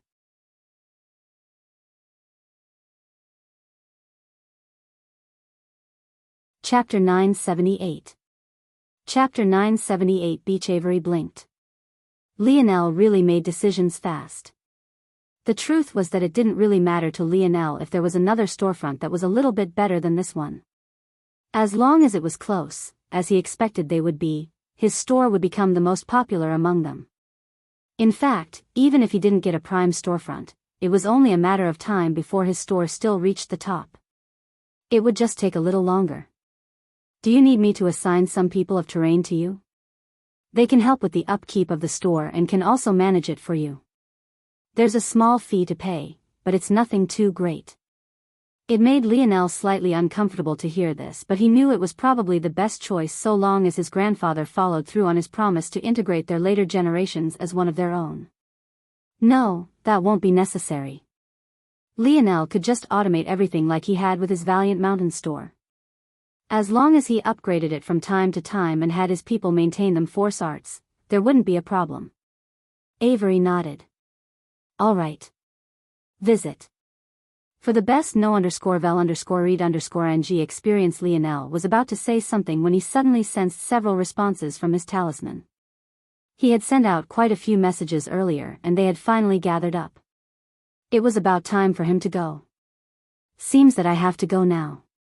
Tell your elder brother that he can come here in about a week with the specifications for the craft he wants. If you'd like, I can make something for you too. Lionel said with a light smile. Avery was stunned again, but before she could react, a black surfboard had appeared beneath Lionel's feet as he shot into the air. Towards such a thing, Avery could only be speechless. Flying was most definitely prohibited within city limits. This Lionel broke rules left and right without regard for anything. But, rather than feeling that he was a pampered prince, Avery couldn't help but smile. It was clear her impression of Lionel was quite good. Oh no, there's so much work to do. A bulb suddenly went off for Avery. She needed to sign over the property in Lionel's name, handle the paperwork for the property and service taxes, and on top of that she needed to get the permit to sell goods from the imperial capital itself. She suddenly felt as though Lionel had saddled her with a whole bunch of work he was oblivious to. It was a whole other can of worms if Lionel planned on opening a crafter's shop. Just think about it, back on 21st century Earth, not just anyone could open up a gun shop or a gun range. It was definitely far more difficult than opening up a restaurant, but even a restaurant needed to meet certain health guidelines. Compared to a gun shop of the 21st century, a crafter's shop was thousands of times more dangerous, and such things had already been taken into account and heavily regulated by the Ascension Empire. Now Avery needed to wade through these waters and handle it all. Visit. For the best no_vel_read_ng experience, she pouted her cherry lips, her appearance becoming even more adorable than it was previously. She didn't think Lionel had done it on purpose, but he was really too reckless. Forget it, maybe he knew something since he offered to make me a treasure too. Avery did an about-face and began to stroll back to her family estate, thinking of all the stories of the outside world Lionel had told her about. The air is so salty, my skin is drying out. Alan frowned, his brows furrowing behind his glasses. Stop complaining, Four Eyes. You're already wearing so many layers of clothes to begin with, how much of your skin is being affected at all? Raj called out. As usual, Alan had buried his perfect physique beneath layers of baggy clothing. Considering they were currently standing on a beach, he looked especially out of place. Though, that could be said for all of them. Despite the surroundings, they didn't have the luxury of wearing swim trunks and exposing their torsos. Up ahead, rather than sand meeting water as it usually would, there was an enormous border of steel. Not just that, but the ocean's water was filled with tankers and warships. It was easier to spot a wall of metal than it was to see the blue of the waters. Visit. For a better user experience, the 8 brothers stood a distance away. If not for this, they wouldn't even have the luxury to stand on sand. It was clear that Earth was taking the defense of its coasts extremely seriously, but if you had seen the kind of monstrosities that were trying to make their way to land, this wouldn't be a great surprise at all. After just a year, the auras of the 8 had grown exponentially. It felt like they could conquer anything. Hey you 8, what are you standing around there for? A modified military jeep drove through the sand, rolling toward the boys. It only took a simple glance at their wrists to know that these 8 came from Earth. However, the soldier was casting them looks of disgust. There were no small number of youths that had come to the coast to show off and say they participated when in reality they would just stand around and avoid danger just like these 8. At least. That was what the man sitting in the passenger seat of the jeep thought initially until he got closer. He didn't recognize them all, but when Arnold cast a glance over toward him, he froze. A memory of Arnold shooting into the air and smashing a 20-meter-tall squid to minced meat with a single palm replayed in his mind. In that moment, his next words couldn't help but get caught in his throat. However, by that point, the 8 young men had already ignored him as they had all locked eyes with another young man who rode the back of the military jeep with a wide grin on his face. The latest _AP_SODIes are on _the website. Who else could this man be if not for Lionel? Cap.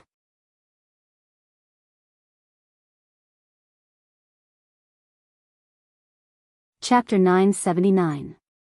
Chapter 979 Steroids. Lionel hopped out of the military jeep only to be tackled into a bear hug by Milan. Oof, though Milan wasn't nearly strong enough to knock the wind out of Lionel, the latter still feigned weakness. Unfortunately, that didn't garner him any sympathy as Milan just squeezed him harder. Before Lionel realized what was happening, he was suddenly dog-piled. In fact, the only 2 who didn't move were Alan and Arnold. The 2 looked toward one another and shook their heads. It seemed that they were in lockstep when it came to matters like this. The driver and passenger of the military jeep looked on incredulously. That was a prince of the Empire, what was going on? Since when could you treat a prince like that? Thinking about Prince Noah and how stoic he was, not to mention the cold, short-haired beauty that was always by his side. This Lionel was really too much of a drastic difference from the kind of royalty that they were used to. All right. Lionel's muffled groan sounded beneath the 6-man pile. However, they seemed to have no intention of letting him go. Visit.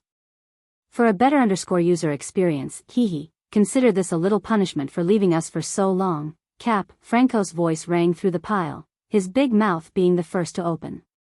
Maybe if he could see Lionel's sly grin from beneath the pile he wouldn't have been so cheeky. Bang!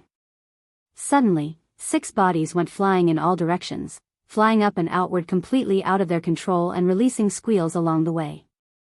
Lionel rose from the sand with a grin, patting it away from his body and winking toward Arnold and Alan, who seemed to have guessed that things would end this way. "Captain, you're in the 5th dimension already?" Alan shook his head. Last time they met Lionel, he was still in the 3rd and he had already been stronger than them back then. Now, he had suddenly leapfrogged them all. Wasn't this a bit too ridiculous? Of course, they had also grown far more powerful in the last year. So, they couldn't compare to their former selves as well. But, this was still too much, wasn't it? Raj spat out a huge mouthful of sand, his rotund body rolling out of a massive dune. 5th dimension? That's bullshit, Cap. You can't just shoot up PEDs just cause there's no athletic commission to check on you anymore. Visit. For the best no_vel_read_ing experience, author's note, PEDs are performance-enhancing drugs. Steroids, essentially. Oh. I had some for you, but if you don't want it, forget it, forget it. Lionel shook his head and sighed as though he was lamenting something. Fuck that. Give me the drugs. The 6 recovered quickly, surrounding Lionel with their eyes lit up. They didn't need to be a genius to know that Lionel had brought back good things. What happened to doling out punishment? Oh, Cap, you're a broad-minded person, right? You wouldn't fuss over such a little thing, right? Franco's eyes blinked innocently, but the movement of his big ears made it look like his head would fly away any moment now. Lionel laughed. To tell you the truth, I did bring back some good things that should help you get to the quasi-5th dimension very quickly. But, you'll still need to see whether your bodies can handle it. While on planet Solara, most of what Lionel had found were precious ores. Most of the herb ore had already been handed to Elther to feed the oryx for the next month. As for the other ores, they had been kept by Lionel for the sake of crafting. However, aside from these ores, near the core of the world, Lionel had found a small patch of force herbs. Visit. For a better user experience for these herbs to grow in such harsh conditions, it wasn't a surprise that they were exceptionally valuable. Lionel had to rely on the dictionary to identify them since plants and such weren't part of his expertise. And, he wasn't disappointed in the slightest. They were a 5th dimension herb known as the bone-burning rose.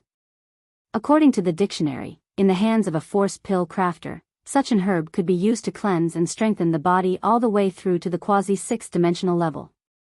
The bad news was that Lionel wasn't such an expert and Aina was no longer with him. The good news, however, was that there was a cruder method that required blending and diluting the herb with cleansing waters. Though it was a bit of a waste to use the force herb like this, it was for the best. Taking in a 5th dimensional herb of such potency was obviously too difficult for their current bodies. But, when diluted like this, it would take just enough edge off. In addition, thanks to the segmented cube's new abilities, as long as he saved a single stock of this force herb, he'd be able to make more of this herb in the future so long as he absorbed enough 5th dimensional force to do so, something the segmented cube had ample of. That said, according to the dictionary, the best state to take this crude concoction was after being pushed to your very limits. So, Lionel needed to run his brothers through the gauntlet first. Seeing the evil grin on Lionel's face, the 8 suddenly felt a cold wind nip at their necks. They fused the image of the current Lionel with Coach Owen, causing traumatic memories of suicide runs in 40 degrees Celsius weather to resurface in their minds. Just as Lionel was about to explain, his head tilted in a certain direction. In the distance, he could see rolling black clouds heading in their direction. They were still several hundred miles away, but Lionel estimated it wouldn't be more than 2 or 3 hours before they made it here. Visit. For a better user experience still, this wasn't what Lionel was looking at. It seemed his cousin was on this coast as well.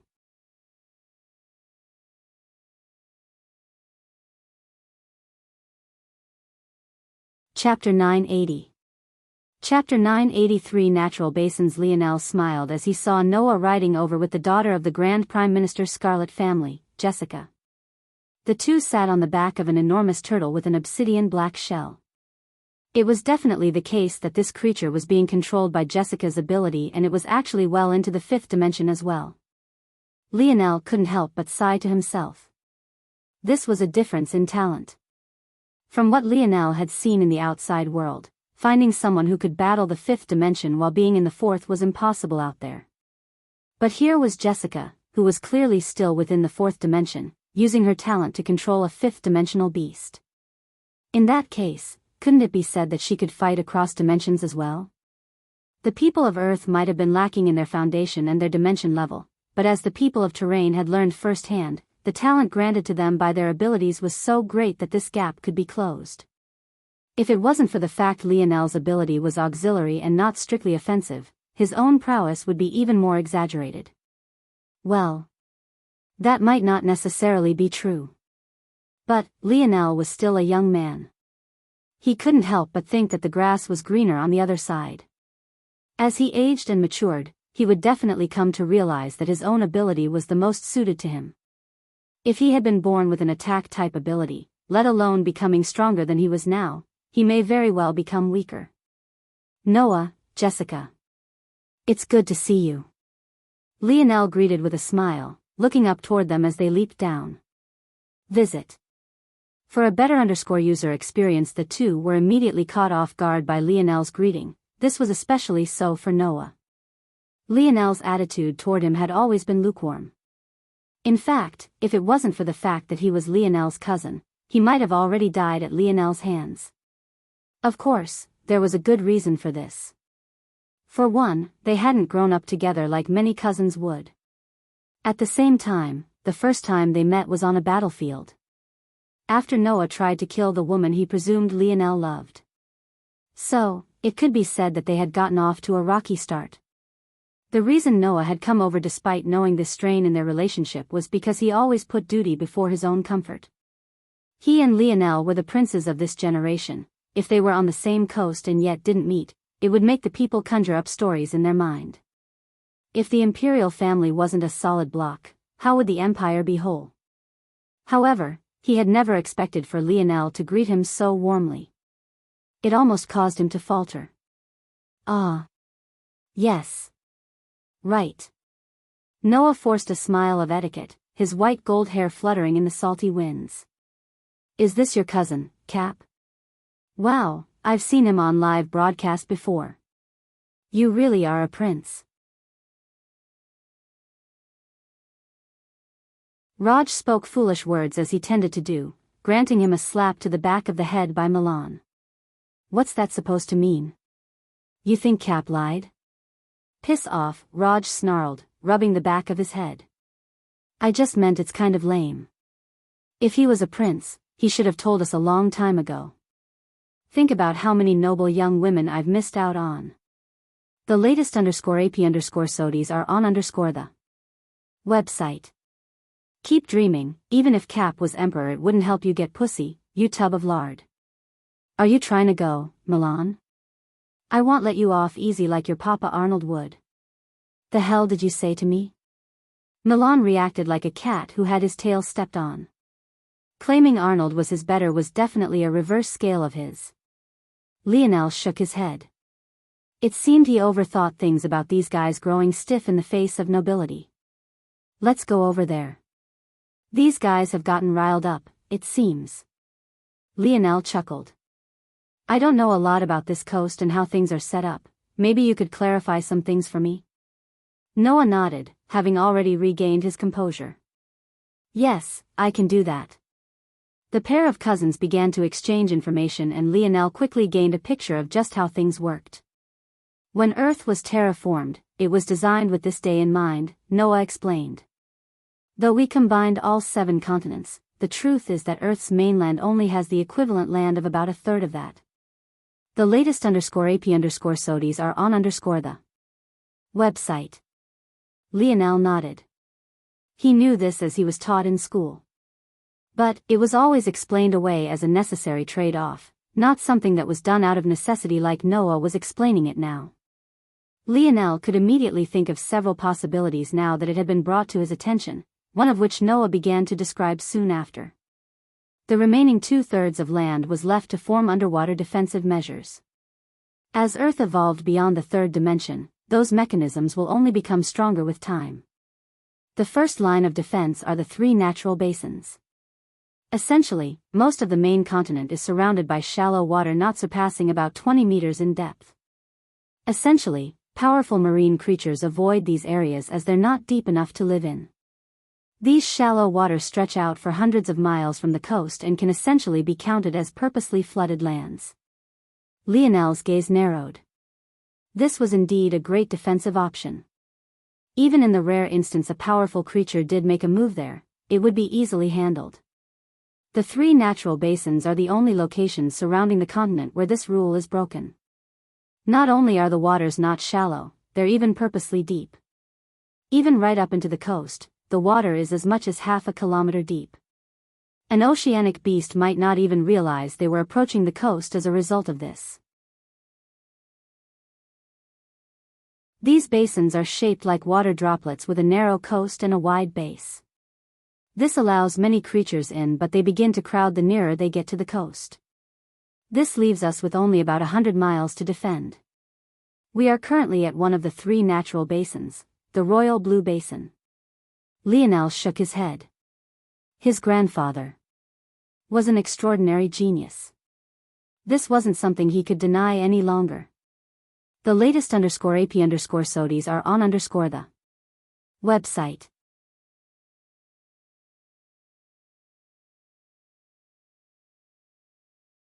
Chapter 981.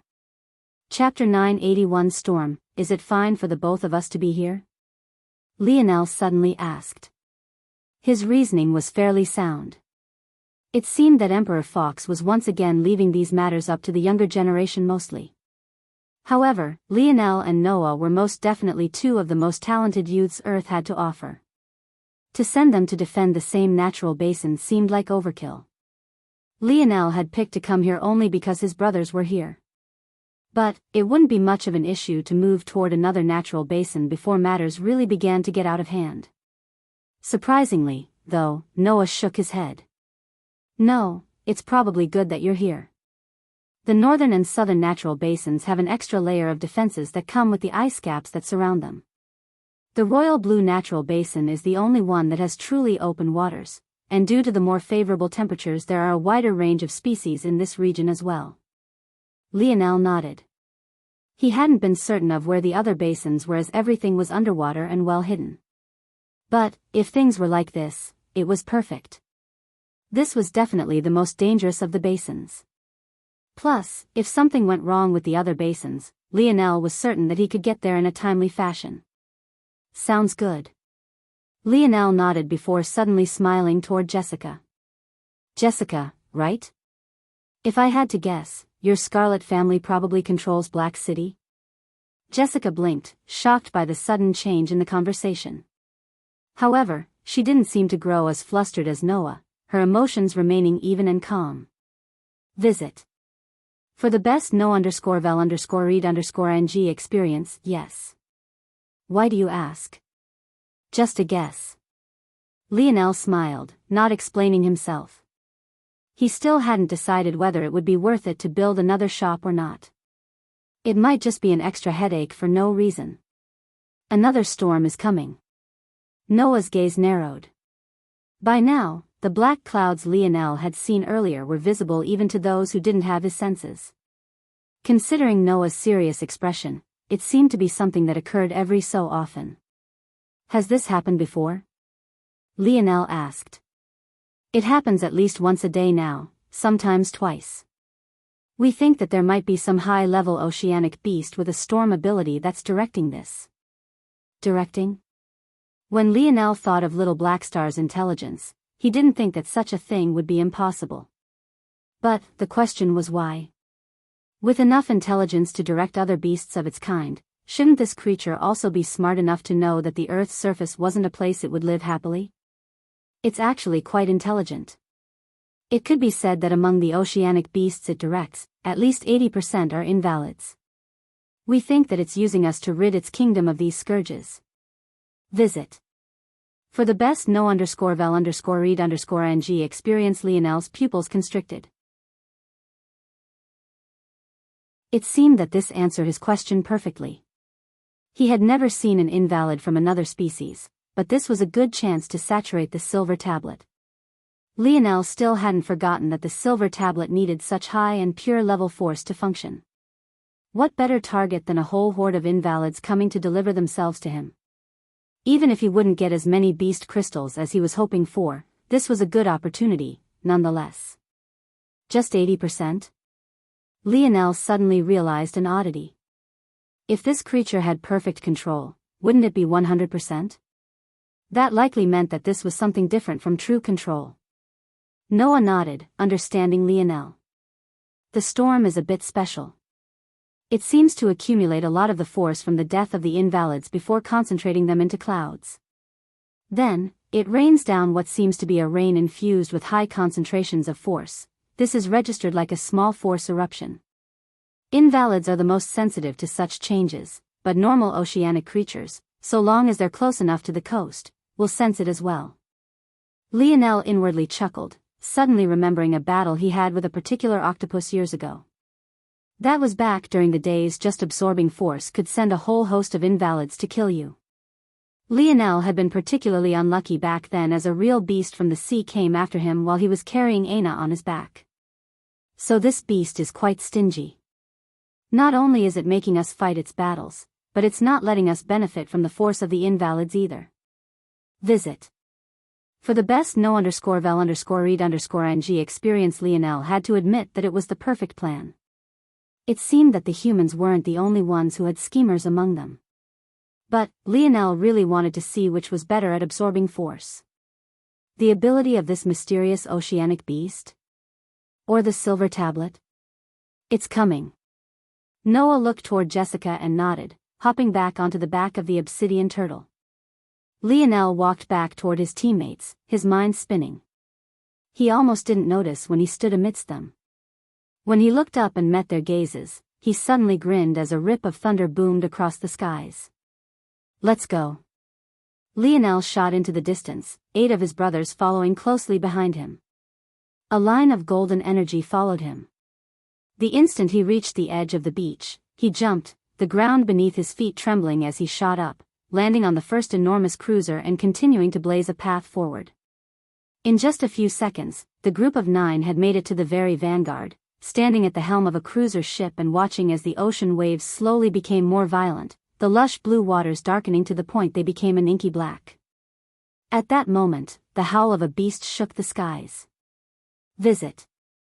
For a better user experience, a blue whale the size of 3 cruisers stacked front to back shot out of the waters.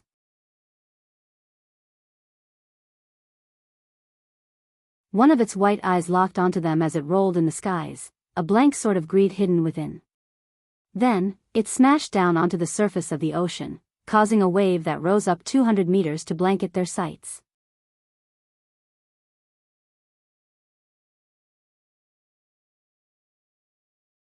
Chapter 982. Chapter 982 Competition Hold.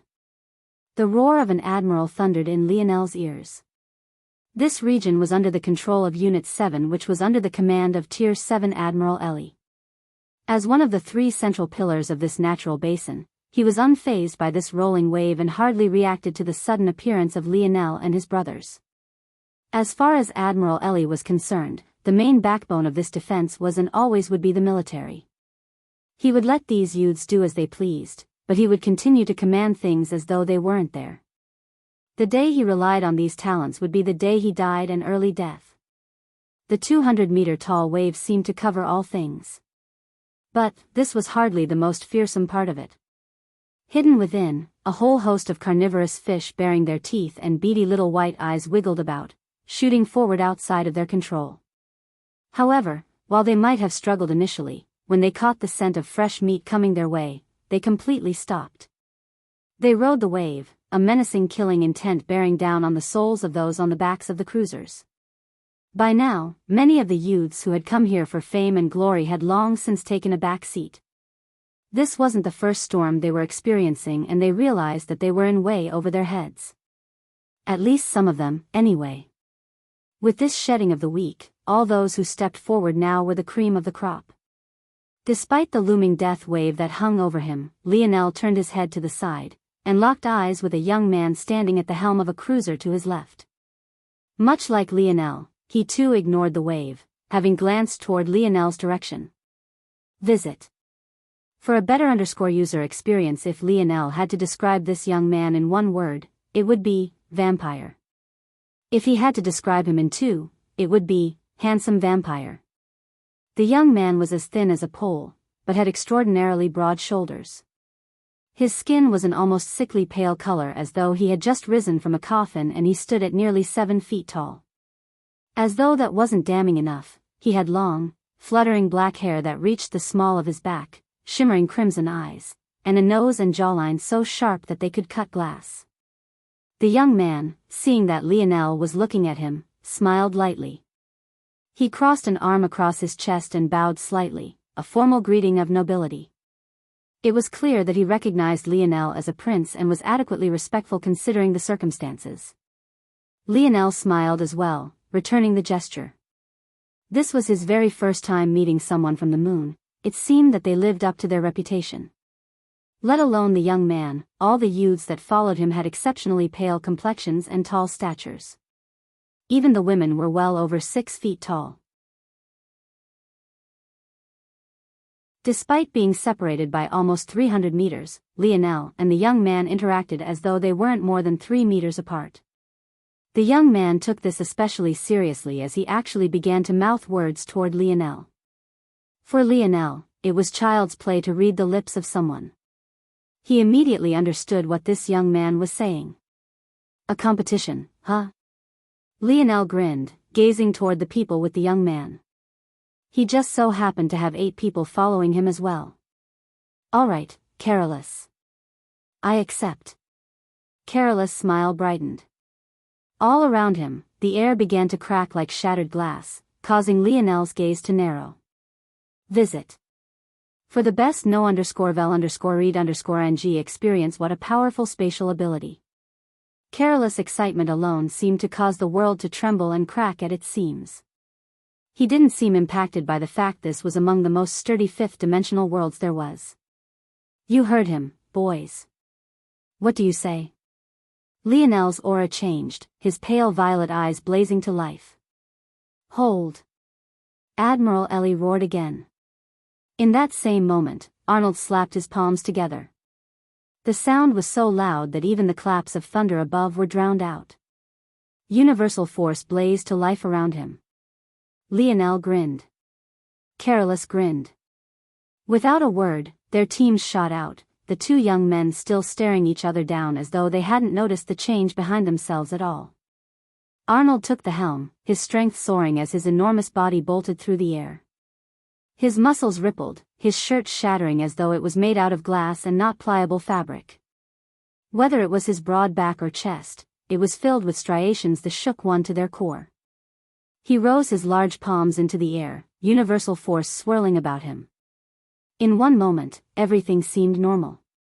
In the next, a massive palm of energy suddenly manifested, swinging downward with a momentum that could crush all things toward the wave.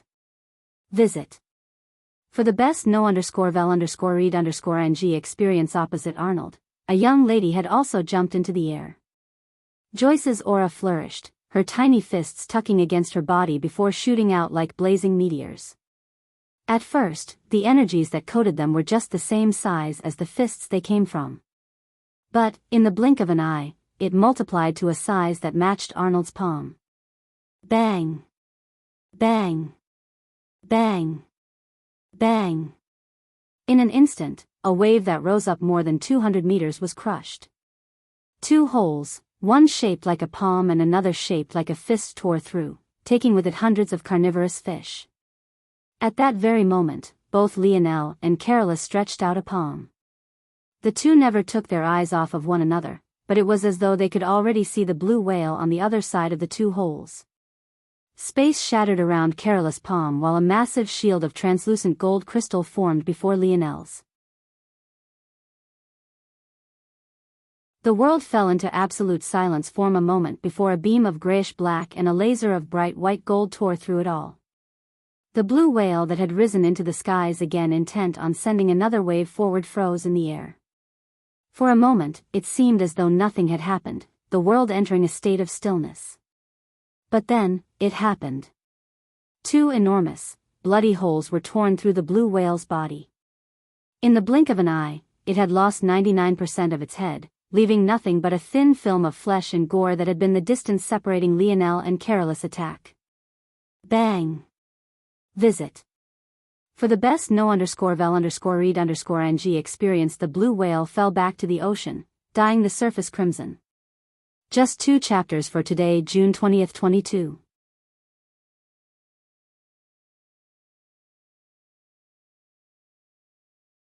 Chapter 983.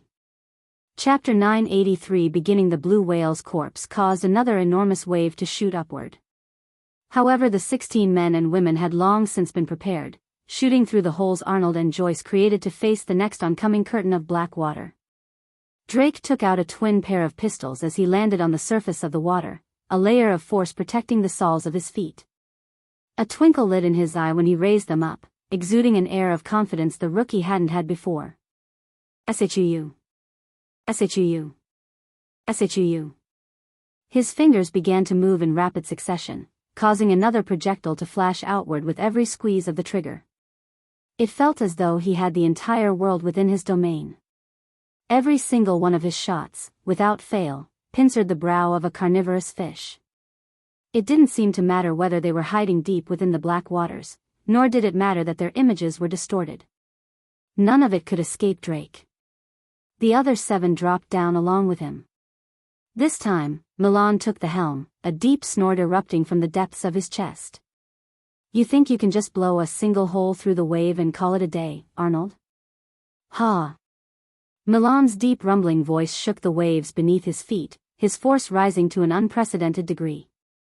He and the group behind him began to sink down as more and more of the dark waters were pushed to the side. Visit. For the best no_vel_read_ng experience. Bang. At that moment, an enormous energy shield of silver shot out with Milan's body at the center. At first, it was just barely 1.8 meters tall. But, in the next instant, it ballooned to over 300 meters tall and wide, dwarfing the second oncoming wave. Bang! Bang! Bang! The wall of black water was completely stone-walled, crashing against Milan's energy shield and even reflecting back with such force that a tsunami formed in the retreating direction. With a wink, the energy shield vanished and the moon youths shot forward as well, smiling in Milan's direction as though to give him thanks. "I'll take a date with any one of you beauties as repayment," Milan called out through the rumbling storm. Joyce snorted. "You're too short for any one of us." An uproarious laughter came from Milan's back the moment these words fell. Raj and the rest were practically wheezing. The latest _AP_SODIes are on _the website. Milan wasn't exactly short, but he was a tick beneath 6 feet tall. He was just more stocky than he was gifted height-wise. This made him the perfect size for anchoring an offensive line at the center. But, to think he would be looked down upon like this. Another young lady who went by the name Alina winked in Milan's direction, clearly siding with Joyce on this matter. Her light giggles penetrated Milan's heart, causing it to crack and shatter. The only thing he was missing was a single tear rolling down his face. "Damn it!" Milan roared. "I'll show you all the prowess of a short king. Keep up first," Joyce called out, already having separated them by a distance of 50 meters.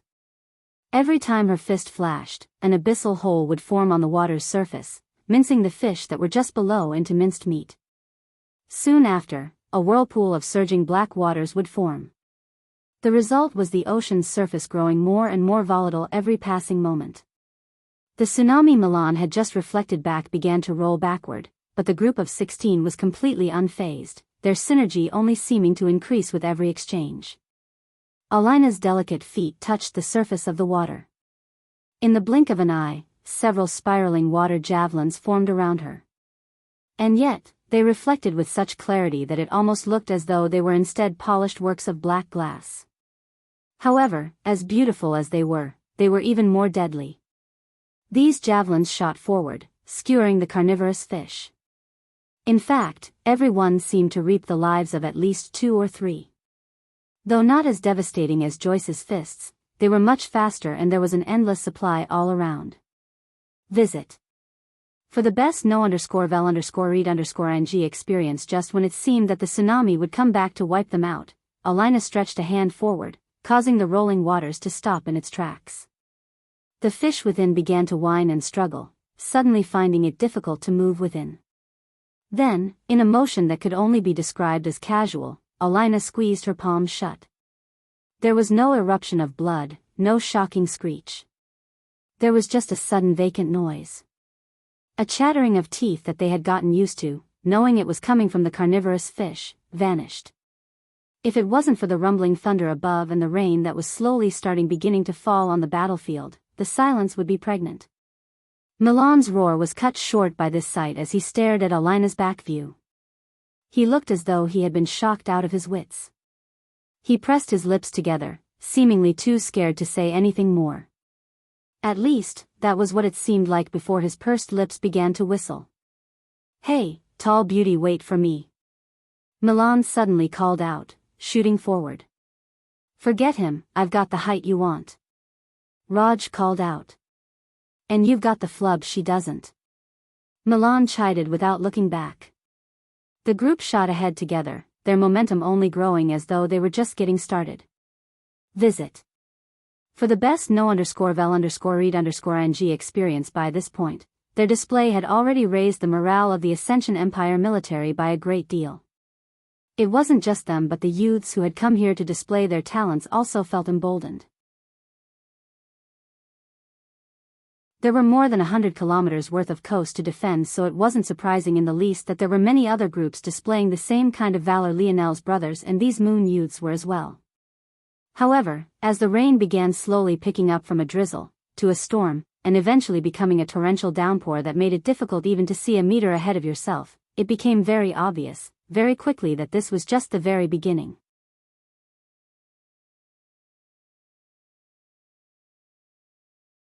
Chapter 984. Chapter 984. Which? Lionel and Carolus still stood facing one another, a light smile on their faces. It felt as though the torrential rain couldn't stop them, nor did it seem to touch even the hem of their clothing. A seemingly delicate barrier surrounded the both of them. Lionel's looked like a halo of golden light, while Carolus looked like arcs of grayish-black lightning, which were, in truth, just the shattered glass of space. For now, all the fish that had come were barely B-grade within the 4th dimension, and that was only if the blue whale was part of the equation. As for the carnivorous fish, they were D-grade at best. To the current Lionel, and apparently to Carolus as well, even an SSS-grade existence within the 4th dimension would be child's play. So it was no wonder they had yet to move just yet. What Lionel found fascinating, though, was the fact the energy source of the blue whale really hadn't come to them. Though Lionel didn't seem to be paying attention to the battlefield, he truly was. He had easily seen that the stream of lights the blue whale had become had sunk down instead. This made it impossible to tell whether it was Lionel or Carolus who had landed the finishing blow on the oceanic beast. At that moment, when the rain seemed to reach its peak, several domes of water began to form in the water. It looked as though several looming waterfalls were forming, but none had a sheer cliff to fall from. These domes continued to rise, large swaths of water falling the top. Lionel's gaze shifted from Carolus to these domes of water. In the blink of an eye, several dozen had formed. Soon, there were hundreds. Visit. For a better user experience, someone with lesser senses would have thought that this was some sort of apocalyptic ability, but Lionel immediately saw through it all. Each one of those domes of water were enormous creatures of impossible sizes, and they had all come at once. As though affirmation was triggered by Lionel's thoughts, the first large discs of white formed. Amidst the darkening storm, the white irises of the invalid creatures shimmered like blinding lighthouses. Each one was 5 meters tall all on their own. Nothing needed to be said for just how large the bodies of such creatures were if their eyes were so enormous. Now things are getting interesting. Lionel's lip curled. Plus, if I didn't go out now, how am I supposed to steal this energy from this greedy beast? The disc of gold crystal still hovered by Lionel's hand. It was no surprise that this was refractive gold. Now that Lionel was in the 5th dimension, manifesting the ores he had used to build the foundation of his body in the 4th dimension was as easy as breathing. With it, he could make a casual flicker of light into a beam that could eradicate an enormous creature with a thought, allowing him to use the same concept his sniper rifle used with much more flexibility.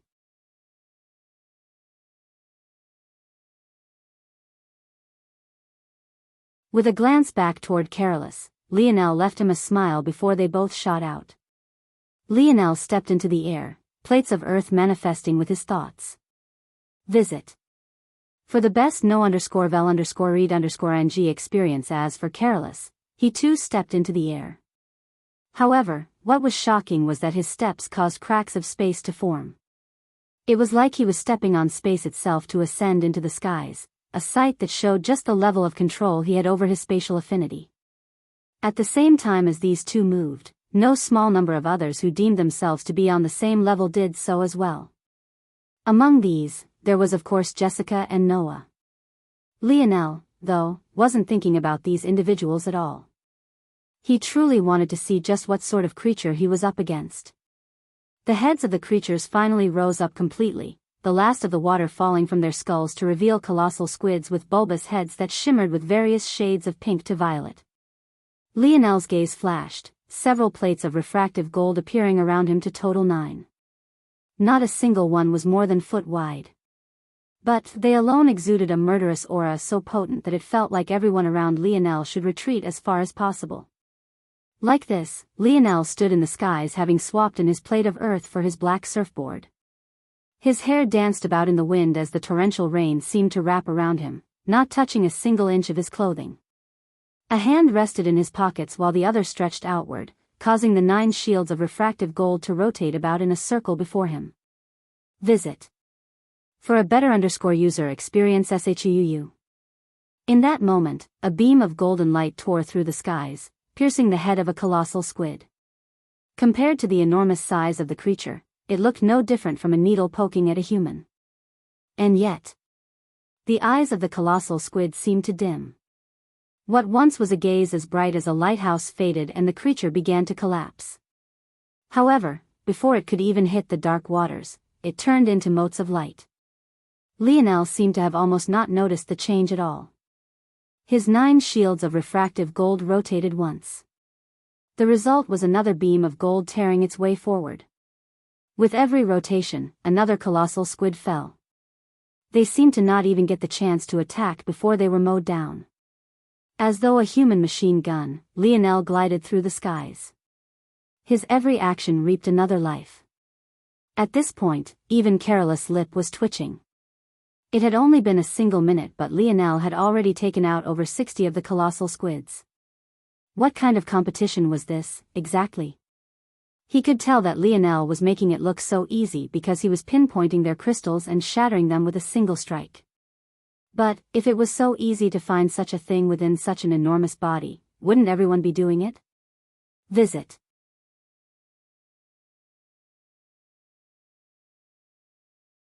For a better user experience, the skies became so saturated with so much 4th dimensional force that it almost forced the darkening clouds back into believing it was daytime once again. It was then that Lionel took out a shimmering silver tablet, a smirk creeping up on his face. Which one will win? The silver tablet? Or you?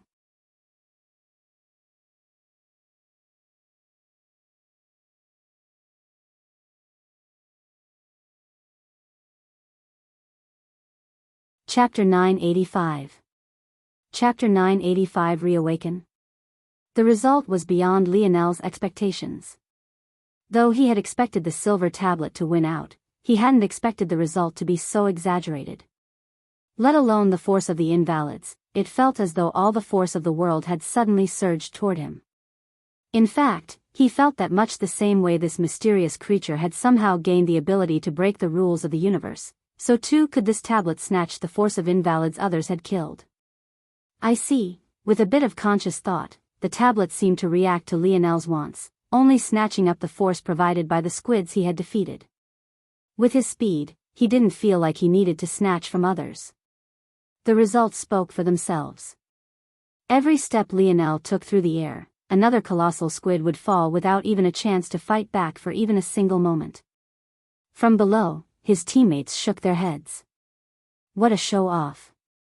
Look at that, my tall beauties are looking at Cap with such sparkling eyes. This has to be classified as discrimination. Milan looked as though he had lost his soul. The latest _AP_SODIs are on the website. He continued to use his energy shields to rip large amounts of fish out of the water for Drake to snipe out in a single breath. As they tag-teamed a wing, Joel and Gil tag-teamed another. Gil sent out arcs of lightning, shocking the large swaths of fish until they were frozen. Following up, Joel sent out strikes of his halberd, skewering them dead with his lethal blade chi. Without large amounts of earth around him, Raj probably experienced the greatest drop-off in his strength upon stepping out into these open waters. But, he had come prepared. Large amounts of metal shavings hung around him almost like metallic sand. With a thought, this black sand would solidify into drill bits, even hardening to the point they shimmered like diamond. Raj's skill in fluctuating the hardness of the earth his controlled had grown exponentially. He could go to and from the quality of earth he wielded depending on the situation, even up to the point he could now control these fine earth particles to act at his whim. Even though his fat jiggled with his every action, each one was still purposeful and powerful. A swing of his arm came with several tons of shimmering diamond, crushing the fish that stood in his way with impunity. Arnold's actions were just as if not even more overbearing. While Joyce was leaving whirlpools with her every punch, he left trenches that split the ocean in two. The oceanic beasts were being put through a grinder. But they were also steadily growing more powerful. Soon, the concentration of S and SS grade fourth dimensional beast increased from 1 in 1,000 to 1 in 100. Eventually, it became 1 in 50. Visit.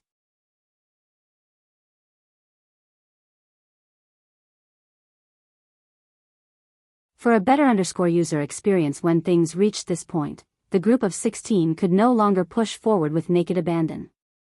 Getting surrounded just once with such powerful creatures would be the equivalent to a death sentence. Though many of them were confident in taking on even fifth-dimensional creatures, the battle reaching this point meant that the true challenge was coming. Lionel had never taken his senses completely away from his teammates. But, he didn't go to support them either. Though he was taking out these SS and SSS-grade colossal squids one after another, that was about all he was doing for them. If they didn't reach the very end of their limits, they wouldn't be able to absorb the bone-burning rose properly. Lionel looked down at the tablet again, sending his senses into it. By now, he had taken out over 200 of the colossal squid in barely a few minutes. There were no lack of eyes on him as a result of this, but he acted as though he didn't notice at all. On the Unit 7 cruiser, Admiral Ellie was especially speechless. His unit hadn't even gotten a chance to do anything yet. All he could yell out every so often was hold. It had to be said that these cruisers didn't work on third-dimensional technology. Rather, they were designs created after studying the wreckage of the Shield Cross-Stars airship and were fueled by force crystals. The innovation of Earth truly shouldn't be underestimated. The confidence that everyone had for dealing with the inevitable fifth-dimensional creatures that would be coming were on the basis of these cruisers. To Lionel, though, it was too great a waste of treasures. Earth, no matter how much they had prepared, lacked proper force crafters. In order to make up a gap of skill, they used brute force instead. With the amount of resources they had poured into a single cruiser, let alone a cruiser that could face fifth-dimensional existences, Lionel could make one that could damn near eradicate a sixth-dimensional existence. That said, Lionel felt that this matter wasn't so simple as it seemed. If his grandfather had truly planned out everything for this moment, and even managed to somehow take a woman from a sixth-dimensional family as a wife, could it really be he didn't know to train a unit of force crafters? Visit. For the best no_vel_read_ng experience Lionel felt like every time he understood Earth and his grandfather, he would only simply be peeling back another layer of mystery. Lionel shook his head before his expression brightened. Those over 200 colossal squid he had killed had accumulated enough force to awaken someone from the tablet. It seems to only be enough to awaken someone who didn't die, though. If I want to awaken someone who died in the zone, ITLL need, Lionel's happy mood faded. From what he could see, he would need somewhere between 500 to 1,000 times the amount of force he had accumulated now to awaken a single dead comrade.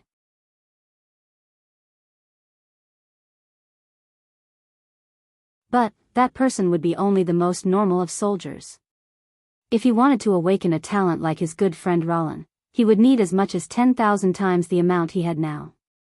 As for a supreme talent like the pure speedster Normand, he would need nearly 100,000 times.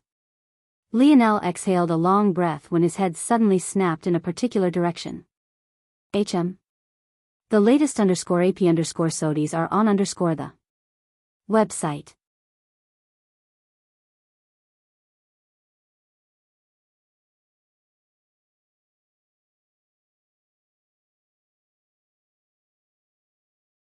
Chapter 986. Chapter 986 Crimson Lightning. Lionel suddenly sensed a strong surge. He could immediately tell that this aura was doing its best to snatch up the force that he had taken away. But the sudden change suddenly made a line toward where this suction was coming from clear and obvious. Without hesitation, Lionel shot into the distance. Before anyone could react to what he was doing, he had already shot over the horizon and disappeared into the storm. Captain. Joel called out to try to get Lionel to come back, but it was already too late. A frown immediately marred his brows. Damn it. Careless stopped in the air as well. Beneath his feet, space fractured and cracked, causing the colossal squid beneath him to shatter as though it was made of glass. His lethality wasn't to be questioned. Maybe if it wasn't for the fact he couldn't use long-ranged attacks as freely as Lionel could, he wouldn't have fallen so far behind in their competition. But even he couldn't help but frown about Lionel's actions. There wasn't a single soul here who didn't think that Lionel was being far too reckless. There was a reason the basin was formed the way it was and why the cruisers and defenses were positioned as such. Leaving this place was akin to a death sentence. Visit. For the best no_vel_read_ing experience without the basin to funnel creatures, those oceanic beasts no longer had to deal with crowding. However, that was just the tip of the iceberg. The most dangerous location was the choke point where the basin began. It was there that these creatures would realize that the ocean wasn't so wide and endless any longer, and they began to be funneled. The result of these was a large accumulation of powerful oceanic beasts stuck outside waiting for their turn to charge in. To those creatures, the appearance of Lionel would be like a flame to a moth. There was a reason the creatures started small and slowly got bigger and bigger as the battle went on. This was because it was easiest for these small creatures to squeeze through, leaving the true behemoths stuck on the outside. Lionel was playing with his life. To these creatures, even jumping several kilometers into the air wasn't a problem in the slightest. And many of them were talents that would have various abilities that would allow them to fly, not much unlike Lionel himself and Careless. He was really dancing on death's blade. He must have sensed it. I sensed it too, but I wasn't able to lock on quickly enough. It seems his senses are more powerful than mine. Careless frowned, not because Lionel had bettered him, but rather because even he wasn't confident in delving into a sea of creatures like that, at least not until he reached the fifth dimension and the restrictions on his ability loosened. Visit. For a better user experience, he gripped his fists. I need to enter soon. His father had told him that Earth would likely face another war very soon.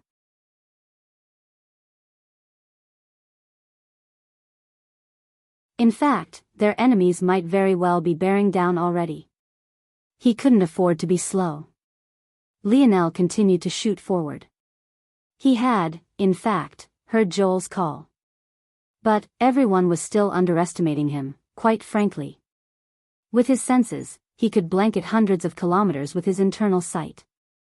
Let alone having to be warned, he could see the danger up ahead live and in person.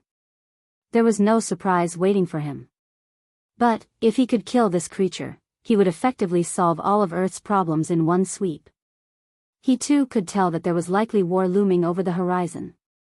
They couldn't afford to split their attention like they were currently. On the one hand, this was a good way of training up warriors. But on the other, if this went on too long, especially without those fighting on the coast being able to absorb the force the invalids released, it would be a detriment rather than a positive. Visit. For the best no_vel_read_ng experience, Lionel's refractive gold shields continued to rotate as he flew. Large octopus arms and flying swordfish competed to swat him out of the skies and skewer him, but he dodged them with a deft ease, shooting out a single golden beam to kill them all. At first, these flashes of gold were all that told those he had left behind that he was still alive. But, very soon, he had grown too far away for even those blinding lights to reach them. The rain and the darkness was too much to see through. As Lionel tore a path through the skies, allowing the silver tablet to swallow up the force he earned, the creatures only seemed to grow more powerful. The first quasi-fifth-dimensional creature appeared and its aura seemed to tower over the others. The shark sat menacingly in the waters, the surrounding 10 meters around it completely empty of other creatures. It had deep crimson eyes and was actually the first non-invalid Lionel had run across. Sparks of what looked like blood-drenched lightning coursed around its fin. Every so often, a spark would light the black waters around it, resulting in a sizzling fog that quickly vanished into the air. Lionel had planned on just shooting over this creature, but when he saw this odd, corrosive lightning, his interest was piqued. He wondered if Gil could evolve his lightning if he used this shark's beast crystal. Though Gil was a speedster, due to the fact it was element-based, he gained lightning affinity along with it. The latest _AP_SODIs are on _the website. Right now, Gil only used normal natural lightning force. But this blood-red lightning seemed to be at least top 100 among lightning elemental forces in Lionel's estimation. Plus, I need to gather up some high-quality meat for everyone to eat. I can't skip over these creatures. Making a decision, Lionel rose a hand. But, he was shocked to find that the instant he did, the menacing glare of the shark vanished as it turned tail and ran.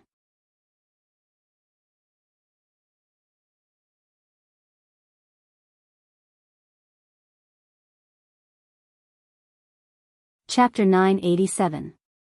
Chapter 987. Size. Lionel was shocked for a moment before he chuckled. It seemed that this beast had already realized it stood no chance. Unfortunately for it, it likewise stood no chance of running away either.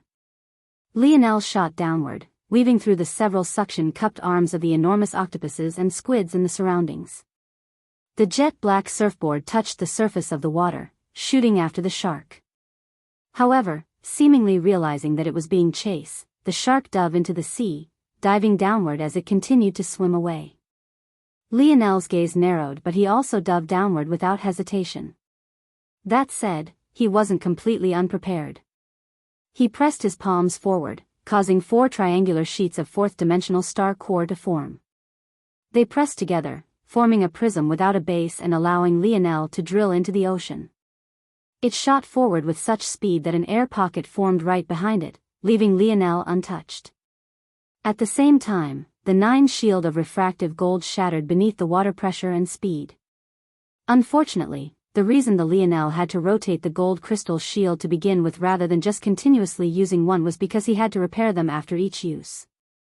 After all, refractive gold was a 4th-dimensional ore while Lionel's light elemental force was in the 5th dimension.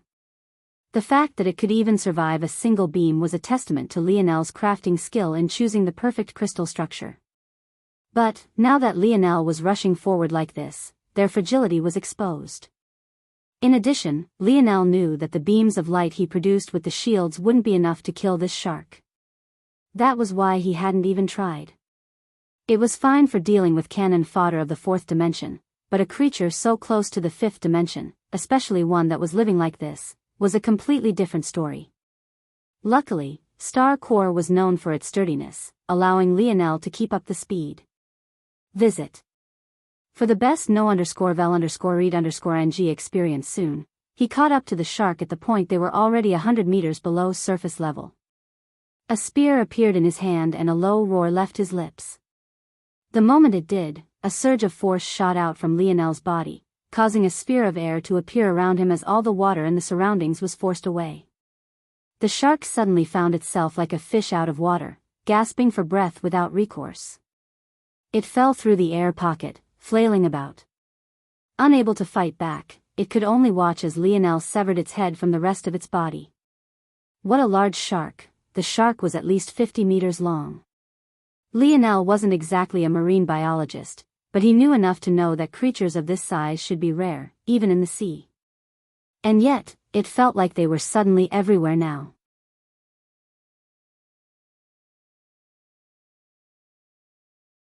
It seemed like the best explanation was that this was just the result of the increasing dimensions on beasts, but why was it that little black star hadn't increased in size? And why was it that humans didn't seem to grow larger either? At least not to such an exaggerated extent, anyway. Lionel shook his head, quickly catching the shark and allowing it into the segmented cube before the walls of water closed in around him again. He quickly shot upward with his prism of star core leading the way once more. Lionel's gaze narrowed just as he was about to reach the surface.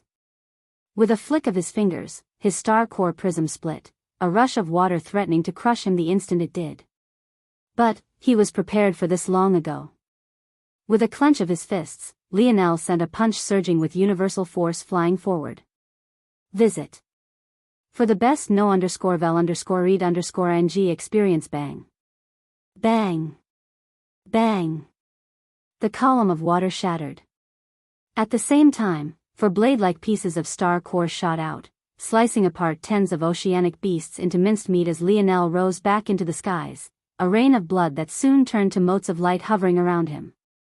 Lionel flipped over his palm, causing a large beast crystal to appear. Its insides flickered with a wild red lightning that made Lionel narrow his eyes. Maybe I underestimated this force.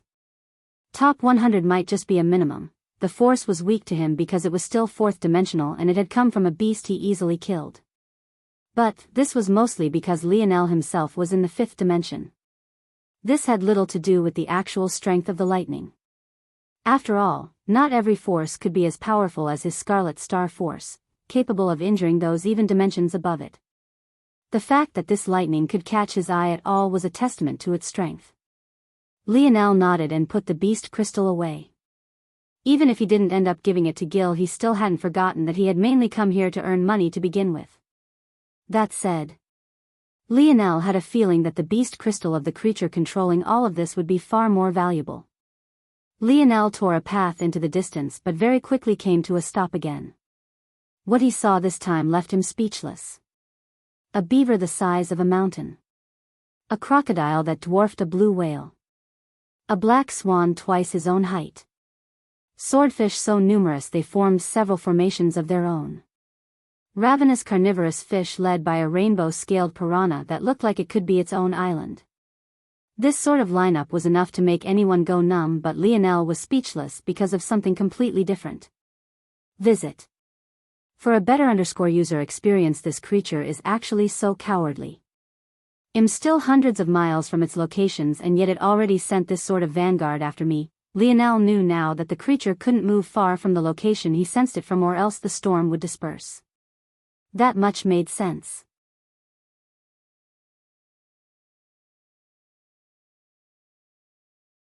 But it actually didn't even wait for Lionel to get remotely close for it to send these freaks of nature after him.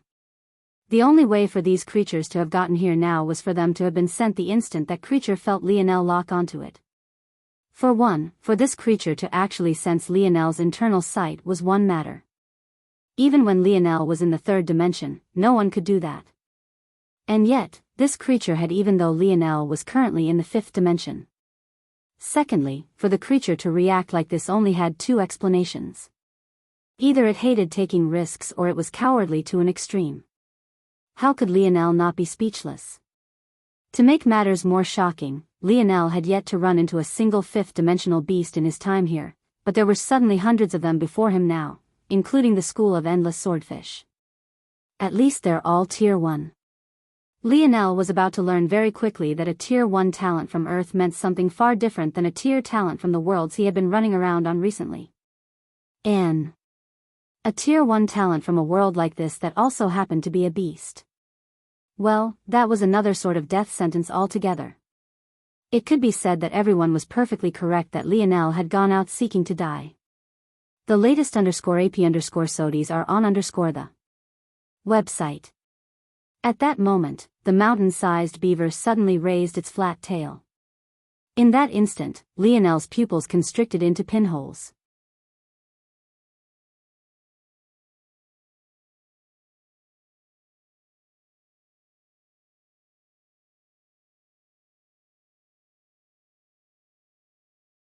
Chapter 988.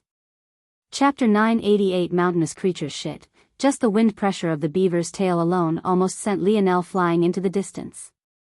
He realized at that moment alone that a Tier 1 expert that shared his size was completely different from a Tier 1 expert that was so large. That much power scaled to a body that large was obscene on several levels. And that didn't even consider just how much more talented they were than other beasts of their kind to begin with. Bang! It was like someone had suddenly slammed a frying pan with a 50-meter diameter onto the surface of the water. The waves immediately shot into the skies. Whatever darkness there had already been was instantly plunged into an even darker state of blackness. Whereas there was still a flash of color previously due to lightning streaking through the skies, at this moment, it was as though Lionel had fallen into an abyss. Water seemed harmless to most people, but that was only because of the usual state it was run across in. However, it couldn't be forgotten that water had its own weight and could very easily become among the most dangerous materials in the world given the right circumstances.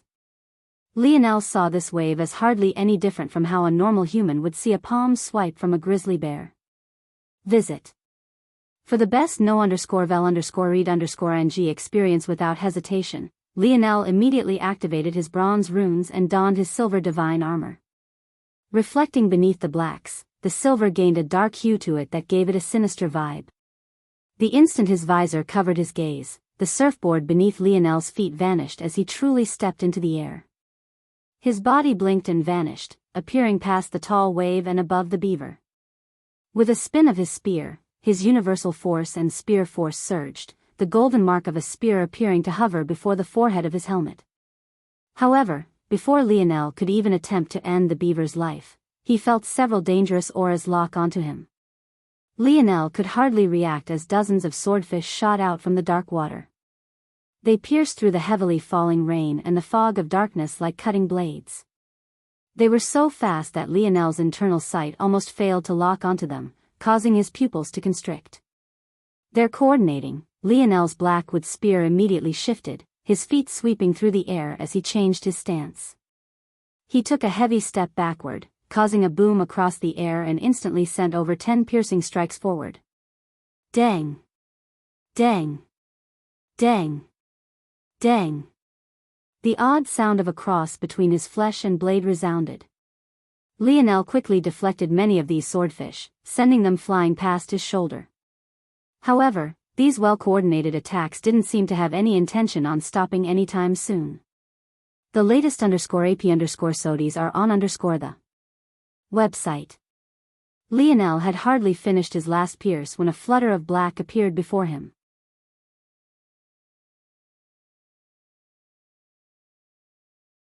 He caught a fluttering black feather out of the corner of his eye.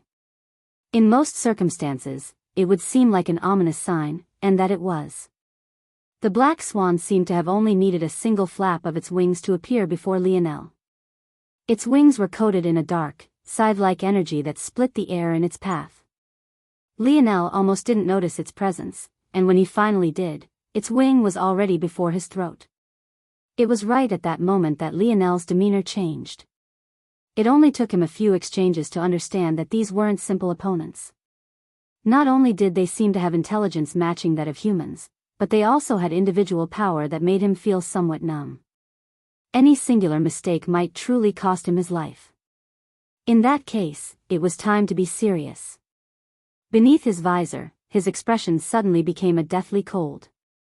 Seemingly sensing something, the black swan suddenly rolled itself into a ball, vanishing into the shadows and teleporting dozens of meters away. That's Little Blackstar's ability. Does it also have a shadow world? Lionel made a mental note, but he had already stepped across the skies. A next volley of swordfish had already appeared before him. They tore through the skies even more menacingly than they had in the past, seemingly having used the beaver's tail as a springboard this time. Visit.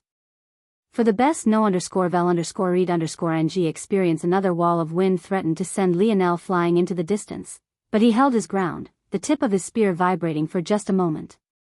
Meteoric impact. Every time Lionel's spear swept forward, another swordfish would be blasted into minced meat. The penetrating power of his spear force seemed to have increased to another level, almost making it seem as though they were being destroyed from the inside out. It was then that the enormous blue whale dwarfing crocodile seemed to have finished preparing something, its gaze seething as it locked onto Lionel. It was clear that the sudden murder of so many of its comrades had infuriated it. It opened its large mouth, revealing a row of shimmering jagged teeth. Unlike what one might expect from a crocodile's mouth, it was eerily clean, almost as though it hadn't had a drop of meat in its lifetime, something Lionel felt should have been impossible.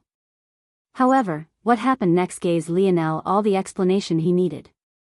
Beneath the ocean's surface, the crocodile's stomach had bulged to 3 times its original size. The instant it opened its mouth, its neck followed the same pattern. Its scales stretched so thin that the translucent skin between them became obvious, reddening beneath the strain. And then it roared. Visit.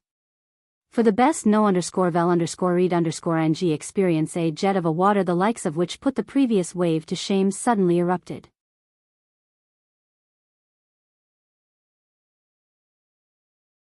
It was so violent that the sound barrier shattered instantly, concentric circles of air being torn and blasted apart as it ripped a path toward Lionel. In one blink, it had exited the crocodile's mouth, but in the next, it had already swallowed Lionel whole, far too quick for him to react.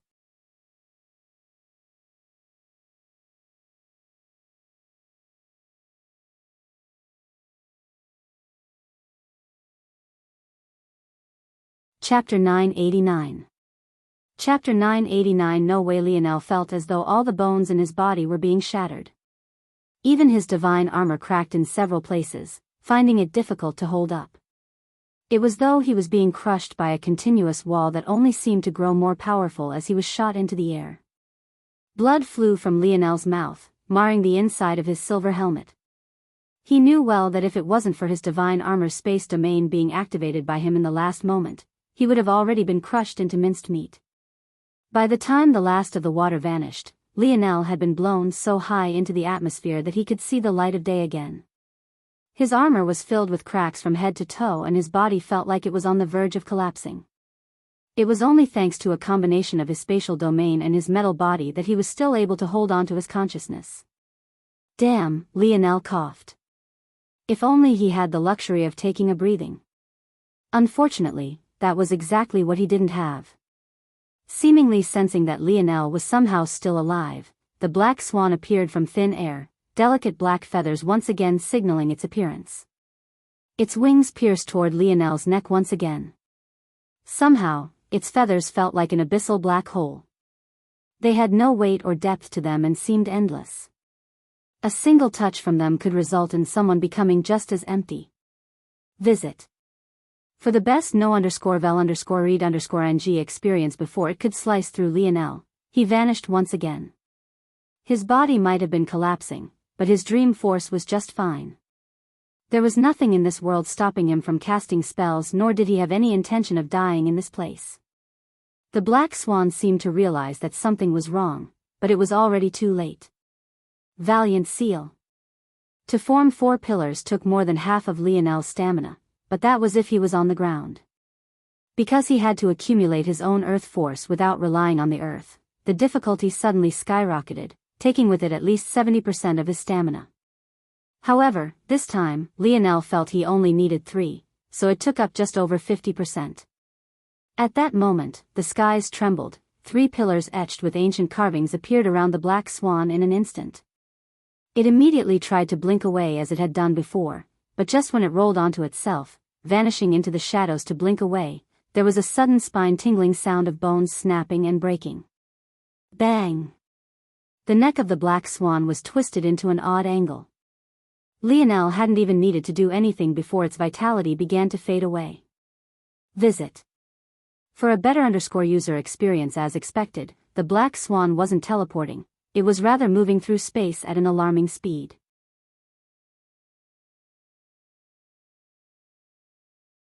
When it entered its shadow world, its speed had almost no limits on it as it was no longer corporeal, so it would feel as though it was teleporting. However, the barriers of Lionel's valiant seal were almost like the barriers to a world. Trying to charge through that even with a shadow world would be impossible. In fact, even if the Black Swan was truly teleporting, it would have been in for the same rude awakening. The Black Swan just so happened to lead with its neck, the most fragile part of its body, so it was unlucky in seeking its own death without understanding the situation it was in. But this saved Lionel the stamina he would need to use to truly finish this battle. He took deep breaths, stepping into the triangle of pillars and stretching out a palm. Twinkling lily, carnivorous stem. At that moment, delicate flower petals formed of light elemental force began to form around Lionel. However, their beauty only lasted for a moment before they suddenly whipped out with vines. The vines themselves were quite beautiful, being coated with delicate, white cotton filaments. But their actions were horrifying. They latched onto the body of the dying Black Swan, tearing into its flesh and pumping out its vitality. Lionel could feel his body quickly healing.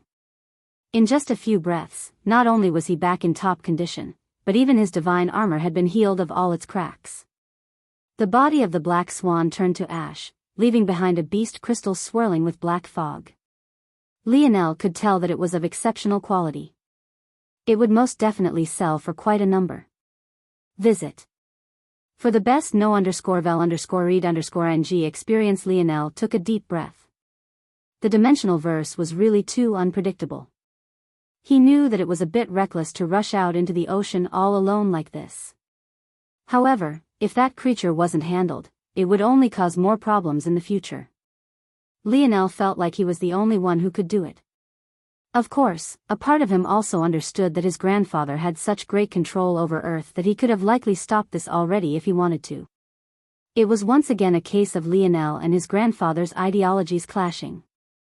Emperor Fox likely believed that this was a good method of tempering his people, while Lionel didn't feel like lives needed to be risked needlessly. And yet, here he was, risking his life. Lionel shook his head. Putting his blackwood spear away, he flipped his palm to reveal another. It radiated the aura of a quasi-silver spear, but it was very much different from the silver spear he usually used. It had a blade on just one end and it almost looked like a trident. However, its second and third blade were so small in comparison to the middle blade that they almost looked like accessories. The body of the spear was coated in beautiful sapphire scales and its blade was a translucent blue crystal that the waters below seemed to have already reacted to. Visit.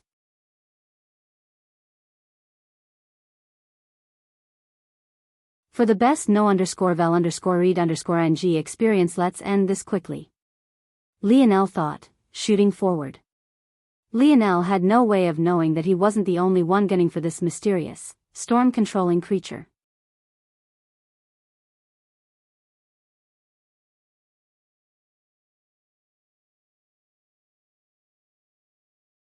Chapter 990. Chapter 990. Logic across the dimensional verse. In a familiar villa, just days after undergoing what could be considered to be a life-altering change, Aina's eyelashes finally fluttered open. The first thing she felt was herself being hit by a wave of memories. As though she was reliving her own life piece by piece, she recalled everything with striking clarity. If it had to be described, it felt like she was a computer downloading files one by one. She stared blankly at the ceiling, all sort of weird emotions coming one after another, but she didn't quite know or understand how to process them. It was similar to how a child might not understand the complex inner workings of relationship dynamics. A child might comprehend surface emotions, but complex, multi-layered ones would be beyond their comprehension. At the same time, empathy would also be something difficult for them to grasp, at least not when it came to placing another above themselves. These matters became very complicated, very quickly.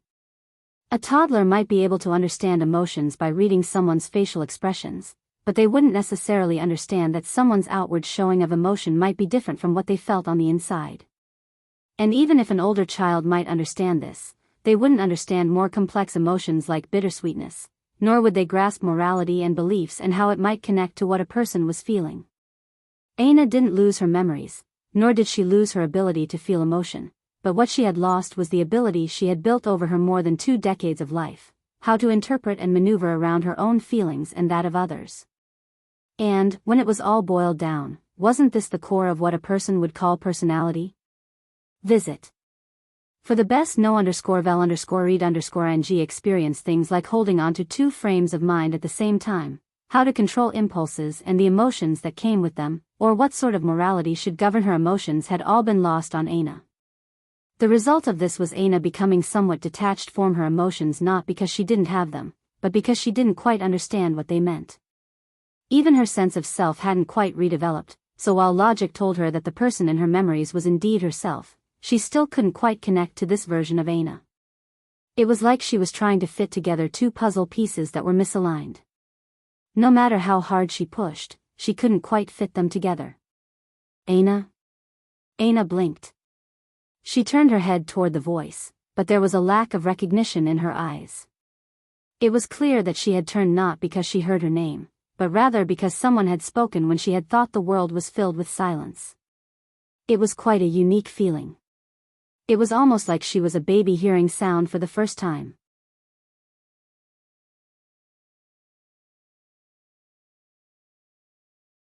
While she had been going through her memories, she hadn't quite grasped that everything she remembered had sound attached to it.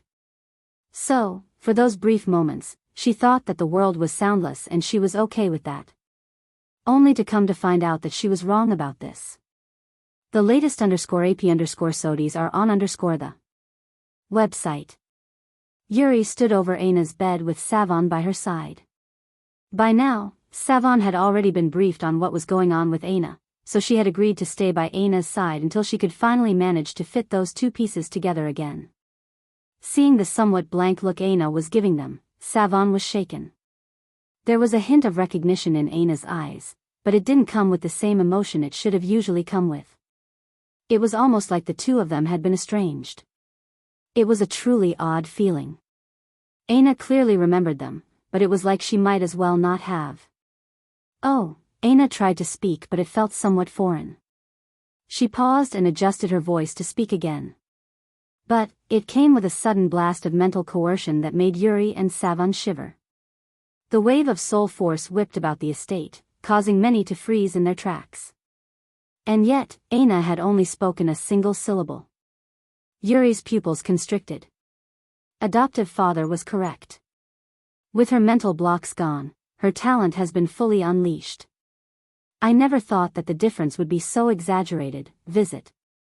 For the best no_vel_read_ng experience, seemingly realizing that something was wrong, Aina closed her mouth again.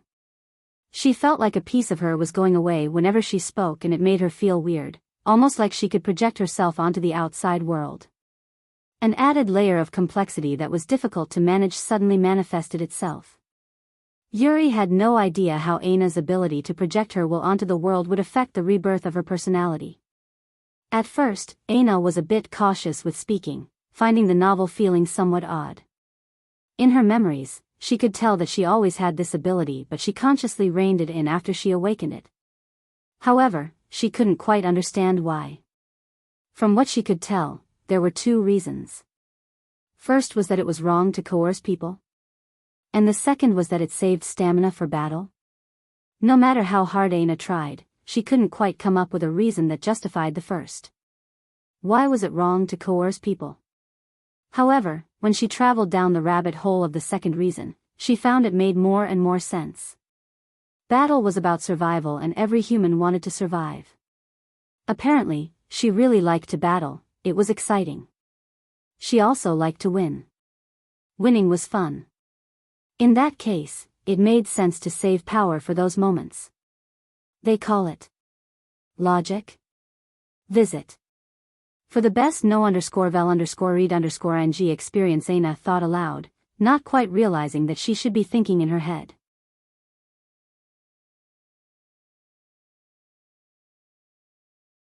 After Yuri spoke, she thought that all her memories had sound to them, including her personal thoughts. So, she spoke them out loud, not quite knowing better. Logic. He likes logic, right? Yuri blinked. She could tell who he was immediately.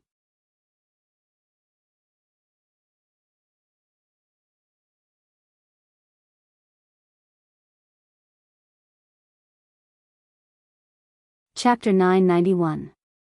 Chapter 991. Water Domain Spirina didn't seem to need much convincing that survival and battle were important. Maybe she felt that these things were extremely fundamental and didn't need to be explained further, or maybe she was just not aware of the hypocrisy of her own thoughts. She easily accepted one thing she liked but couldn't easily accept something that could be deemed as her sacrificing for the sake of someone else. At the same time, she also found that she very much liked the concept of this logic. She sat up from her bed a bit too easily.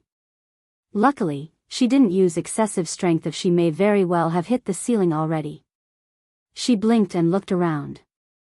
If you use logic for everything, things become very easy, right? Aina didn't seem to be speaking to anyone in particular. It was only then that Yuri and Savan realized that she was thinking out loud, leaving them somewhat speechless. They looked toward one another but didn't say much.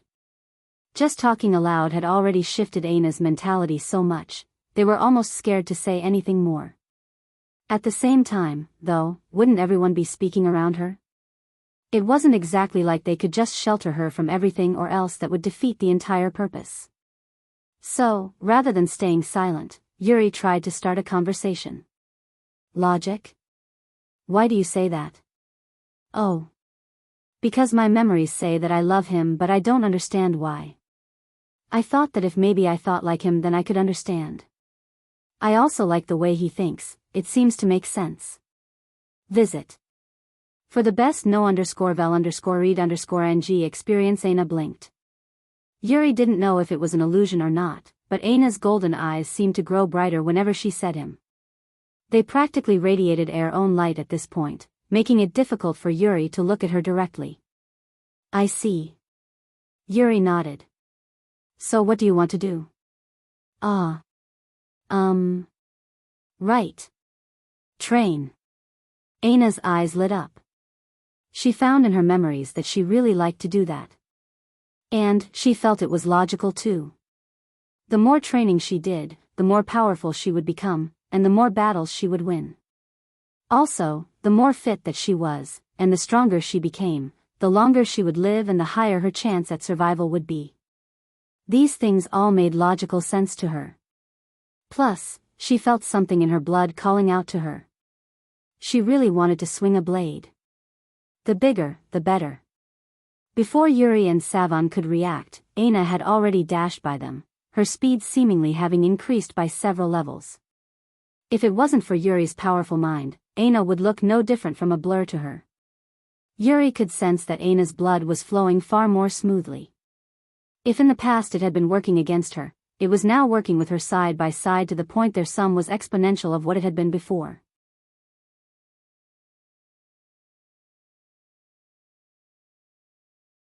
When Yuri and Savan finally caught up, they found Aina standing in the courtyard, but there was a slight panic on their faces.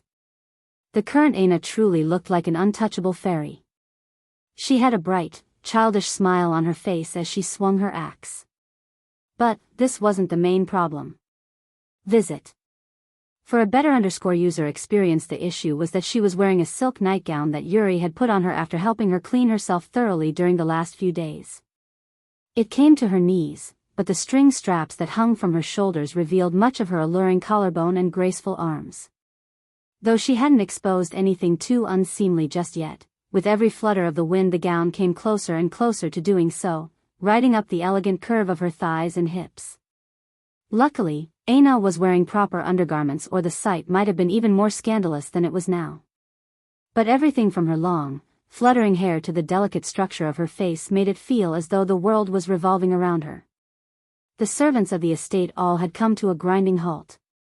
Most of them were women, but there were most definitely some men around. This was the very first time they had seen Aina without her mask on, and they felt shaken to their cores. The way the silk wrapped around her toned belly and nearly split down her two round, bouncing cheeks was enough to make almost anyone faint from desire. Aina. Yuri rushed forward with a blanket, covering Aina completely and almost getting her head cut off in the process. Aina blinked in confusion, not sure why Yuri was stopping her. Her first instinct was to fling Yuri away from her, but her memories told her that this was a bad thing to do even though she didn't quite understand why. However, what was obvious was that she was visibly annoyed. She glared at Yuri, causing the latter to shiver uncontrollably. She could sense a killing intent pervading Aina's gaze that made her blood run cold. Visit. For a better user experience, just when Yuri was at a loss for what to do, a figure entered the courtyard under the escort of a maid and Aina's father. This figure had a servant of his own by his side, carrying a box that held several precious ingredients to wish Aina a speedy recovery. However, when he laid eyes on Aina, he stood frozen. Even though she stood in such an odd position, holding a massive axe in one hand and with Yuri draping a large curtain over her body, he still felt as though all things had stopped. Richard had never seen such a beautiful woman in his life. Across the dimensional verse, deep within a storm, a young man swung a trident-like spear, violent whirlpools of volatile water surging around him. 3 pillars carved with ancient patterns swirled about him like an ultimate defense. He weaved in and out of large swaths of oceanic beasts like he too was a fish in water, his momentum only climbing and growing.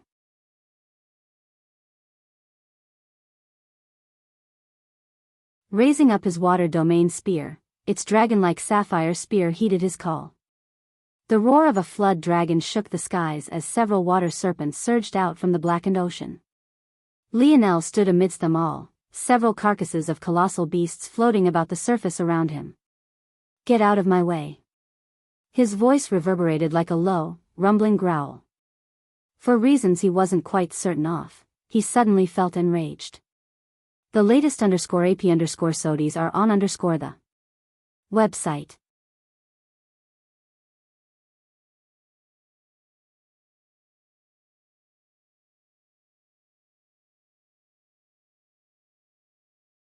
Chapter 992. Chapter 992. Flexibility. Horned water serpents wrapped around Lionel as though they were flood dragons. Every time he swept his spear forward, one would blast through the air with no less strength than the water beam of the crocodile. Carnivorous fish and swaths of swordfish were shattered on impact, erupting into blood mist that was instantly swallowed up by the dark waters. Lionel stepped onto the surface of the ocean, whirlpools surrounding his feet and making it almost impossible for anything to attack him from below. His spear spun in his hands, the roar of the flood dragons fusing the booming thunder above. Beneath the surface of the water, schools of carnivorous fish tore a path toward Lionel's feet. However, they were shredded to pieces the instant they entered the range of the whirlpools. Even in the darkness, the blood around where Lionel stood grew so concentrated that the blackness of the sea became a deep magenta. A violet fog hung around Lionel, fusing into his domain and making its strength and range increase by several fold. At that moment, the blue whale dwarfing crocodile had prepared another projectile, sending it beaming across the ocean's surface and toward Lionel. Right then, it was like the waters had been split in two. The surface curved and bent away from the thick pillar of sonic booming water. Just the trench alone was as much as 100 meters deep, making one feel especially small beneath the vastness of the ocean. Visit. For a better user experience, however, Lionel didn't even look in that direction. 3 ancient pillars that had been revolving around him suddenly sprung into action on their own, splitting 2 away from the group. Bang! Bang! Bang! A sheet of spatial force seemed to separate Lionel from the world of the crocodile. No matter how the beam bashed and banged against the 2 connected pillars, they did nothing more than tremble slightly. Just when it seemed that things were finished, the 3rd pillar suddenly acted, forming the triangular formation once again. But, this time, the beam suddenly found itself passing through the initial barrier and becoming trapped. Under the shocked horror of the crocodile, the pillars rotated and space distorted. At that instant, the beam of water that had been as straight as an arrow warped, curving back toward the mountainous crocodile. A roar pierced the skies, but the crocodile couldn't react in time. It was pierced right through the eye, its scaled erupting into a rain of hard carapace, flesh and blood. The crocodile was rocked out of the ocean and sent shooting backward, even crashing into the beaver. Lionel vanished, appearing above the two rolling beasts.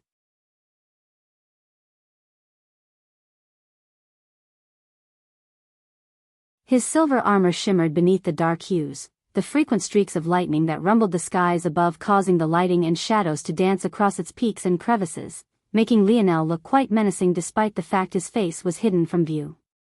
Visit.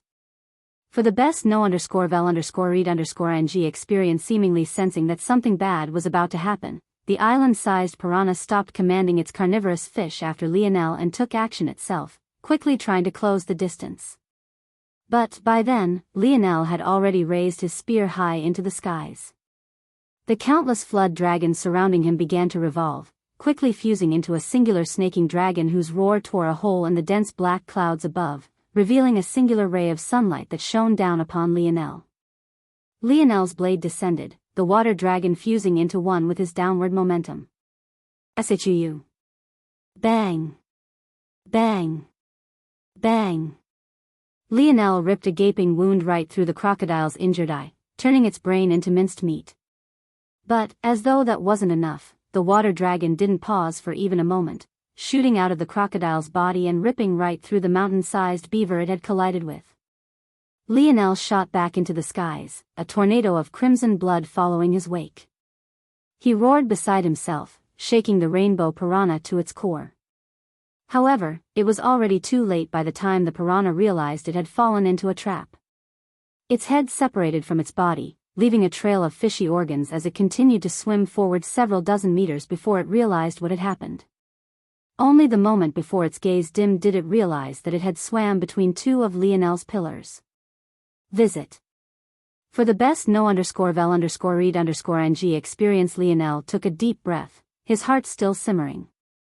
The power and flexibility of his valiant seal technique couldn't be underestimated. It was most definitely the core reason he won this battle, even beyond his quasi-silver water domain spear. And, the best part was that after they had been summoned, the stamina it took to sustain them was far less. However, Lionel didn't have the mind to care right now. He shook his head, not quite understanding why his emotions were so agitated. He had been in quite good control of his own mind recently. This was definitely odd. Shaking his head again and forcing the crimson from his eyes to recede, Lionel didn't bother to unsummon his divine armor. He had a feeling that he would be needing it again quite soon. Instead, he began to allow the massive corpses littered around him into the segmented cube. Quite soon, he had 3 enormous beast crystals before him, one from the beaver, another from the crocodile and the last from the rainbow piranha. This beaver has very powerful physical abilities. It'll be good for Franco to absorb this.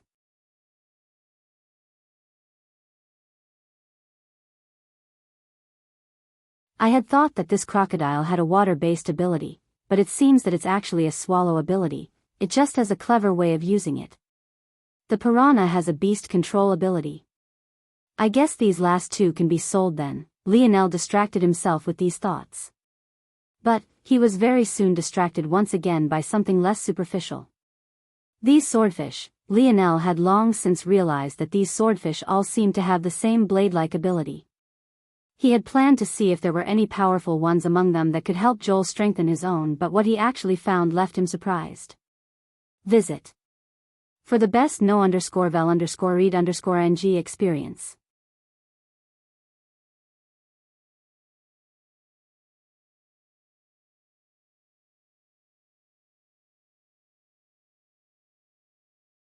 Chapter 993. Chapter 993 ranged. The swordfish all seemed to be identical. Even their beast crystals were all the same. It made Lionel feel somewhat speechless. How was this possible? Logically, abilities should be random.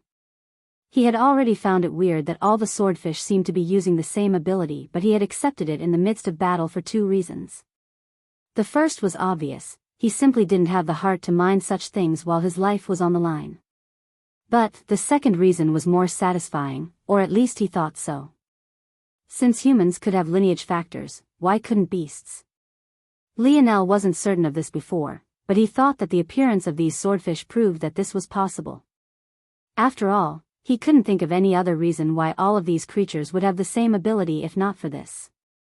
The truth of the matter was that being born on or near the water had no bearing on what kind of ability an ocean beast was born with, just the same way being born near the coast had nothing to do with what Lionel's ability became. Even the crocodile who Lionel thought had a water ability turned out to have something completely different. The black swan had a darkness-related ability. The beaver had a physical boost ability. So on and so forth. None of it was related to water, despite the fact many of them were fresh or saltwater beasts. The same should be true of the swordfish, and yet all their beast crystals were identical. Not only were they identical, but they had the same size, same roundness, and were even located in the same part of their body. With what Lionel knew about the dimensional verse, this was ridiculous. There was a reason his feat of killing those colossal squids was so impressive. The location of a beast's crystal varied, and this variation only grew as these beasts grew in size. Though their beast crystals did often grow in size along with them, it wasn't to scale, often resulting in one having to find a needle in a haystack. Visit. For a better user experience, these fish were quite small compared to their counterparts, but each swordfish was still between 1 and 2 meters long. After Lionel realized the oddity, he paid closer attention only to find that the eerie similarities only seemed to continue. All of the swordfish were exactly 1.75 meters long. All of them had beast crystals that deviated 0.23 centimeters to the left of their skulls. They all had the same number of scales, the same length of sword blade, the same exact shade of color. Were they cloned? What the hell? Lionel found it all to be incredulous, and for good reason. If someone had the ability to clone this many fifth-dimensional beasts, just what kind of power could they wield? It might have looked easy for Lionel to deal with the swordfish he had, but it had to be remembered that he was Lionel. Not just anyone could do what he had done. Quite frankly, Lionel had gotten lucky.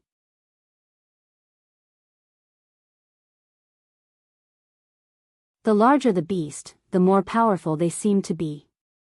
Though Lionel didn't know what this meant for Little Blackstar, this was what he had experienced, at least on this battlefield. If instead of cloning these small swordfish it was instead something far more dangerous than this. No, this wasn't even necessary, just these school of swordfish could probably blast a path through the coast. Lionel realized then that this creature had more power in its hands than it seemed. It just couldn't be bothered to use it against the invalids and preferred to force the humans to deal with it. Lionel was truly at a loss for how he should be reacting to this. Visit. For a better user experience these beast crystals. In the end, Lionel had collected as many as 238 of them. All of them still identical. However, he had already accepted this. What he was more intrigued by was the force swirling about them. This blade force. It's so pure, so controlled, but it still feels fundamentally different from spear force, and it also feels fundamentally different from sword force as well. Lionel's heart shuddered and he felt like he had suddenly been enlightened by something. He stared at the beast crystals so intently it felt like he might bore a hole into them, the golden spear on his forehead becoming brighter and brighter. Lionel had always been wondering what was so special about spear force. As far as he was aware, it just sharpened his blade. But, why was there a distinction between it and other blade weapon forces then? Why not just call them all blade force? Lionel stretched out 2 fingers and pierced at empty air, causing a dull shing sound to resound. He did it again. This time, the sound was even sharper. It was as though 2 blades were running across each other. He repeated the action for a 3rd time. This time, the force seemed to vanish into the void. But, in the next moment, the ocean was split into 2, forming a trench even deeper than the one caused by the crocodile's breath. Visit. For the best no_vel_read_ng experience when Lionel was observing the swordfish's beast crystal, he realized that they all seemed to act in a similar and predictable pattern. Blade force wanted to hack at and sever everything. It was quite violent. And yet, within the beast crystal, it actually became something that Lionel could see a pattern in. The moment Lionel saw this, he reframed the way he viewed his spear force. Rather than focusing on what confused him about it, he focused on what he could put into a designated pattern. What was predictable about spear force? Lionel thought the answer was quite simple: range. If there was one defining characteristic that separated spear force from blade and sword force, it was that singular word. Lionel had only barely latched onto the idea when he suddenly felt that there was nowhere his spear force couldn't reach so long as he willed it. And yet, he wouldn't need to rely on spatial force.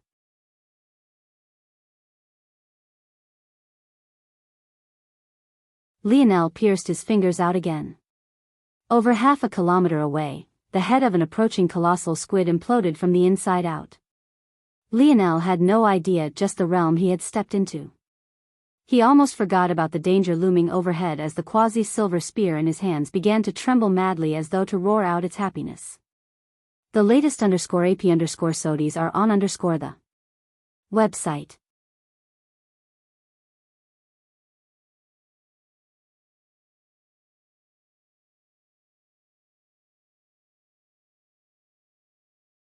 Chapter 994.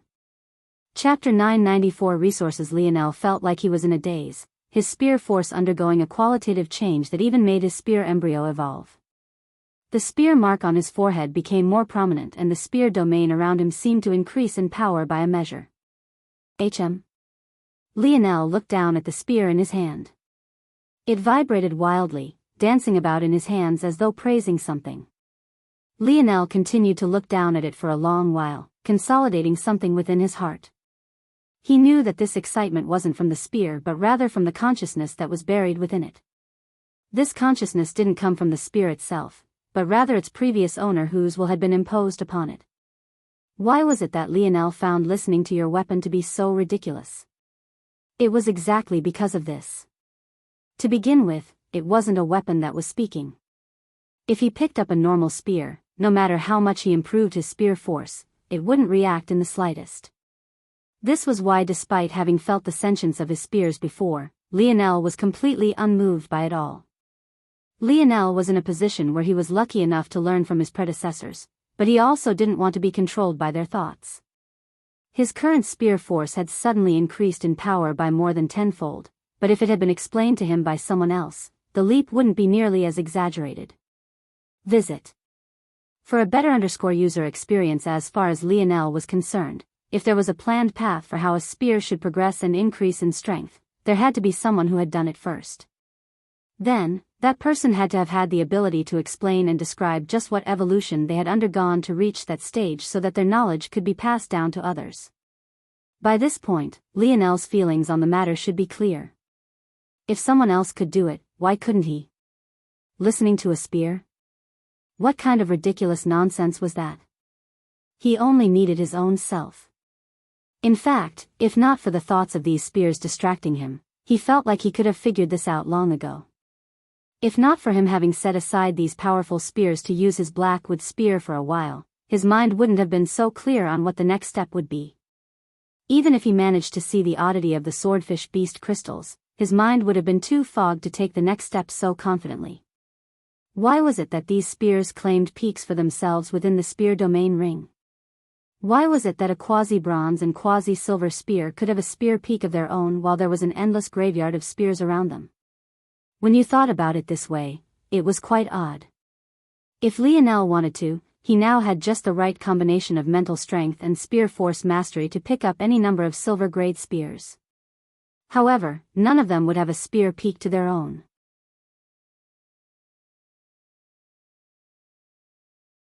The reason was simple.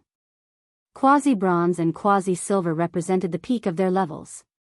They were the kings among experts within their range and they reigned supreme as a result. This was what separated them from the spears that could only loiter around the base of their peaks, and this was why domains represented kingship. Why was it that Lionel's king's might could strengthen his domain so much? Why was it that Lionel's domain led him to kingship over universal force? Why was it that this spear was now trembling in Lionel's hand? Visit. For the best no_vel_read_ing experience, it all led back to same idea. They were all interlinked and interdependent. Lionel's palm flipped over, causing the water domain spear to vanish in place of his blackwood spear. He swept it out to the side, his spear force splitting the waters and causing waves that stretched out for several kilometers. Lionel shot forward, his 3, valiant seal, pillars following closely behind him. He truly wanted to see if there was anything that could get in his way now. As far as he was concerned, wherever he stepped foot was his domain. Yuri was forced to weather the storm of Aina's killing intent. She hoped that it wouldn't cost her life, but now that Richard was here, she definitely couldn't afford to move now. Savon moved forward and happened to block Richard's view of Aina's face. It was only at that point that he finally managed to snap out of his daze and recover, remembering why it was that he was here. The latest _AP_SODIs are on the website. The truth was that Richard had never been interested in seeing Aina's face, nor had he ever gone out of his way to get Aina to remove her mask. As far as he was concerned, their relationship was strictly business. Even the thoughts he had of asking Aina to marry him had all been related to how useful she was and little to do with how attracted he was to her. Plus, there were only 2 reasons why a woman would wear a mask. Either she was far too beautiful or she was far too ugly. However, Yuri and Savon wore masks alongside Aina, and Richard had received reports about them being spotted without them before. This made Richard think that Aina was likely the latter of the 2 possibilities and that her friends were just wearing masks along with her as a form of solidarity. He realized now, though, that his conclusion couldn't have been further from the truth. Shaking his head, he gestured to his servant, who cleverly passed on his box to Savon as opposed to Aina. Though Richard was a bit confused about exactly what was going on here, he knew that it was probably best not to ask since Miel had almost not let him in at all. "This is just a token of my appreciation, Miss Brazinger. Much of the resources you asked for can be found within here and much more." Aina blinked. "That's right, resources are important to me too." "Very important," Richard's brow furrowed slightly.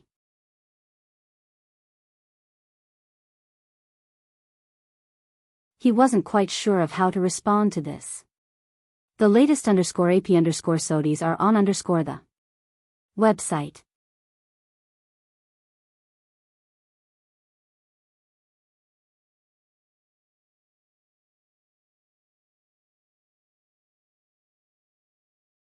Chapter 995. Spader 995 Sniping? Miel frowned. If he had known that Aina was awake now, he would have never allowed Richard to enter. It was only because he thought that his daughter was still in a coma that he had allowed Richard to come under the latter's insistence. After all, as a vassal of the family, there was still a small bit of due respect that he owed to the potential heirs, especially since it seemed that Richard had taken the secure lead in this aspect. It could only be said that this timing was horrible. Miel didn't really care who did and didn't find his daughter attractive. He wasn't one to care about such things. The main issue was that he didn't want any undue influence on Aina's recovery. Richard was a very intelligent young man. He most definitely already realized that there was something off about Aina's current demeanor. Though he likely wouldn't be able to guess exactly what had happened, he didn't need to do that in order to cause problems. Miel took a slight breath and shook his head. For now, pressing forward and rushing Richard out would only make things seem more peculiar than they already were. He could only ride this out and hope that Aina didn't think anything too ridiculous out loud. Though he had a weird expression on for a moment, Richard quickly recovered once again, giving Aina a light smile. "You've done a lot for me, and I can say with great certainty that you are a large part of the reason I've almost secured the official position of heir for myself. Since you've helped me so greatly, how could I not properly reward you? I've made sure to give you more than what you've asked for, and if you need anything in the future, please don't hesitate to reach out." Richard's smile became more natural by the end of his words as he lightly nodded toward Yuri and Savon before turning toward Miel. The latest _AP_SODIs are on the website. "I appreciate you allowing me into your home, Sir Brazinger. I won't continue to intrude and will take my leave now. If you need anything, you can feel free to contact me as well." Miel nodded lightly but didn't say much. He knew that the reason Richard insisted on entering his estate today was because he no longer had a reason to hide. Richard had been away from planet Viola for a long time before returning today. Yet, the first thing he had done was come here. He was clearly signaling to everyone that not only was he back, but that he had a powerful vassal under his banner. Since Aina had almost died fulfilling his mission, even if Miel wanted to wash his hand clean of Richard, he couldn't do so. By the time the details of what happened that night became clear, the Brazingers would be irrevocably tied to Richard. Sorry, adoptive father. Aina just woke up and we couldn't stop her before she came out here. Yuri spoke after Richard and his servant disappeared. Miel shook his head, telling Yuri not to mind.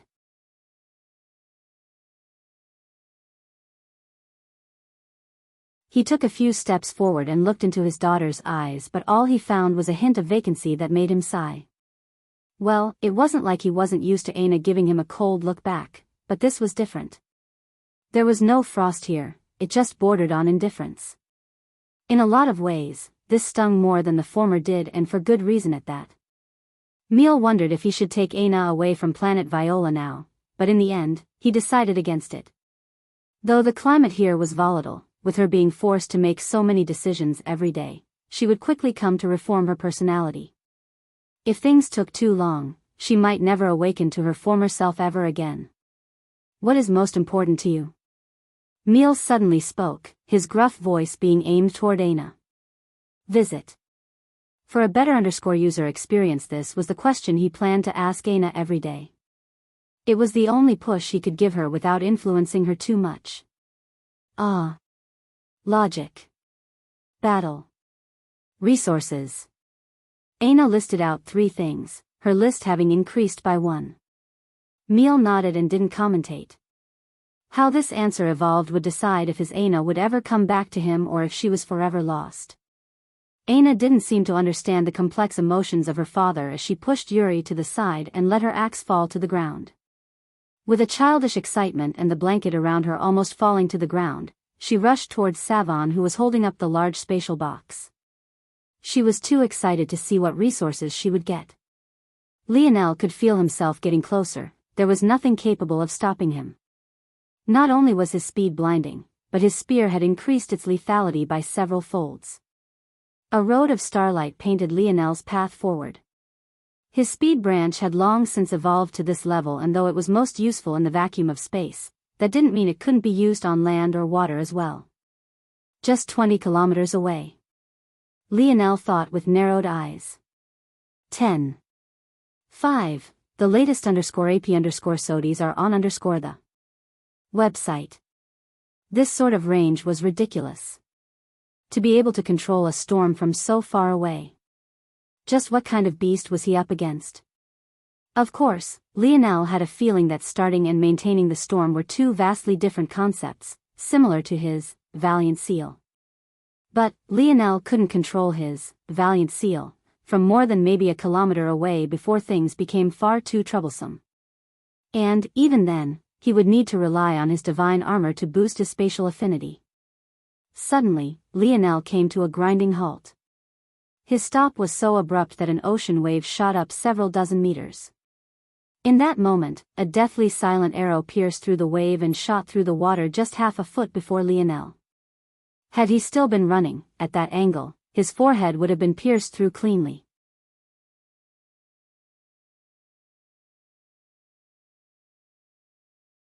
Several seconds later, a deep rumbling boom came from within the depths of the ocean, causing the dark waters to surge. Sniping me? Lionel's palm flipped over, his sniper rifle appearing in his hand and whirring to life. Almost 3 kilometers away in the depths of the storm, a bowman with shimmering gold hair and eyes lowered his arms slightly, his expression of confidence being marred by a hint of confusion. Visit. For the best no_vel_read_ing experience, is it done?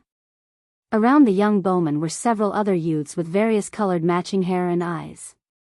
Together, they almost looked like a cosplaying rainbow. However, they didn't get the answer they wanted immediately.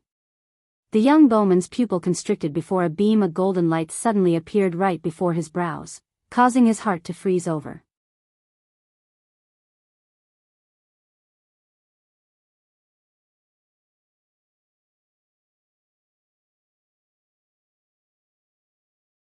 Chapter 996.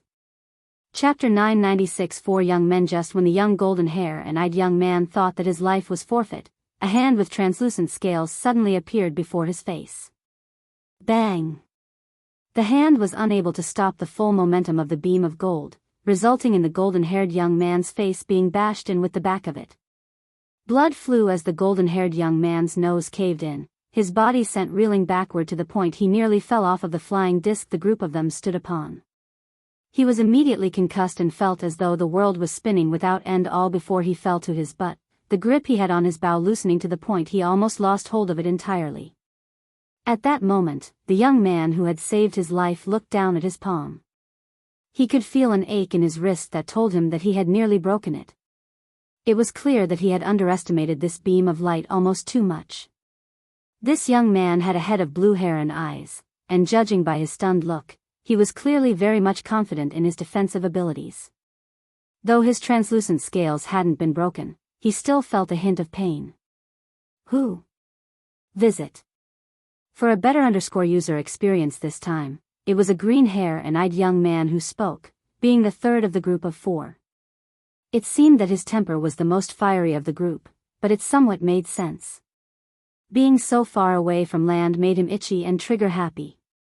It was definitely safe to say that he was the most uncomfortable of the current group. By now, it was very much clear that these young men were members of Earth's hidden families and also that their goal may very well be identical to Lionel's own. The gold hair and eyes of the Lavis family. The green hair and eyes of the Critus family. The blue hair and eyes of the Aderna. And, finally, the fourth and final member of the group was the only one who didn't seem to react with shock or fury. He stood silently, a monocle with numerous floating lenses revolving around his left eye as though the moons to a planet. He was none other than Simeon Brazinger, the first main branch member of the hidden families Lionel had ever met. And, even until now, he was still the only one. Simeon's gaze narrowed. "It's you," he still remembered 4 years ago now when he was forced to retreat from the Project Hunt Island. It was a humiliation he still wore on his chest to this very day. He hadn't seen Lionel in a very long time, but the pure dislike he had for him was just as palpable as it had always been. Back then, Simeon had chosen to come out ahead of time to try and lay a foundation and some groundwork for his future plans. However, at every turn, it seemed like Lionel was there to stop him. He had even tried to use the Royal Blue Fort to deal with him, but even that had ended in failure. Visit.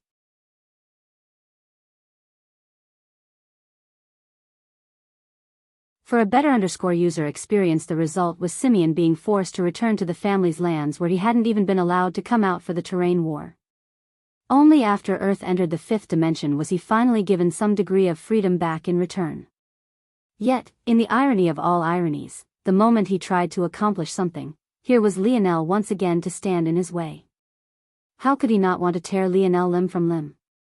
"Simeon?" The blue-haired young man called out, seemingly realizing that something was up. "Adrin, Elilar, Xanos. Don't you dare move. He's mine." Simeon's words were baffling. He? Who was he?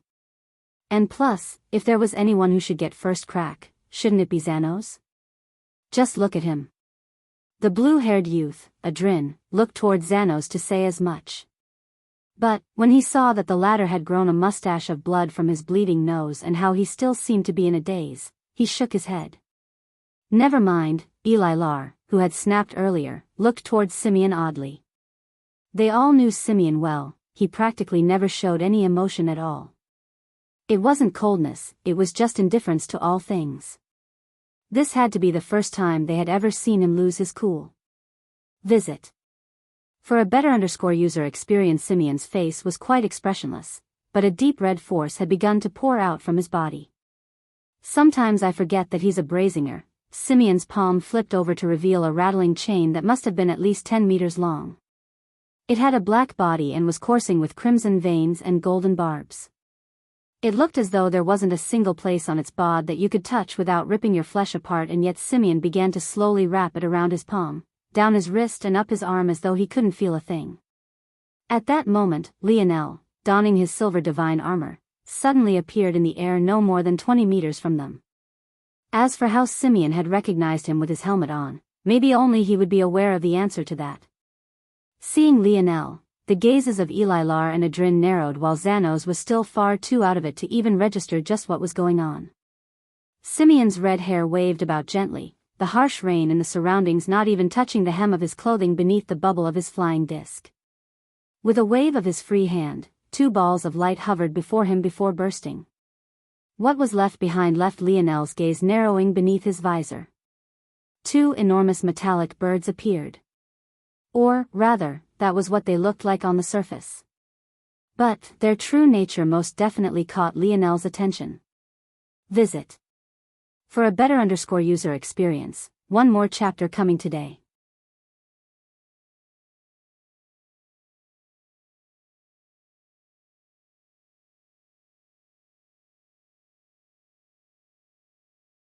Chapter 997. Chapter 997. Anytime the 2 metallic birds weren't entirely metallic at all. With a sweep of his internal sight, Lionel could see that they had flesh and blood. The answer, then, seemed simple. Weren't these 2 birds just wearing armor, then? But this wasn't the reality either. The metal wasn't being worn. It was them. It was as much their skin as flesh could be. In fact, it seemed that there were a few parts of their bodies that could be classified in much the same way. If Lionel didn't have such a dislike of Simeon, upon stumbling upon his first cyborg sighting, he probably would have felt that this was very cool too. However, unsurprisingly, Simeon wasn't a person he liked very much at all. Even setting aside what Simeon had tried to do to him, just the fact Simeon treated humans like experimental subjects was enough for Lionel to hate him. Lionel didn't even want to consider what sort of horrid torture these 2 birds had gone through to reach this state either. Lionel's gaze swept by Simeon, landing on Xanos.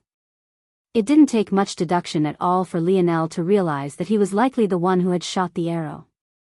If not for his bloody nose, the bow he was barely holding onto was a dead giveaway.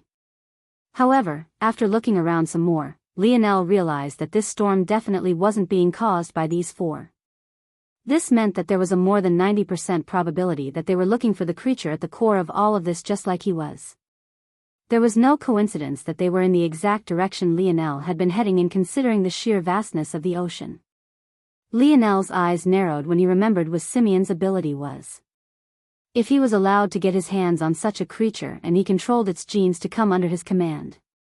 Just what kind of devastation would that bring? Remembering back to how Lionel met Little Blackstar, his grip on his spear rotated slightly.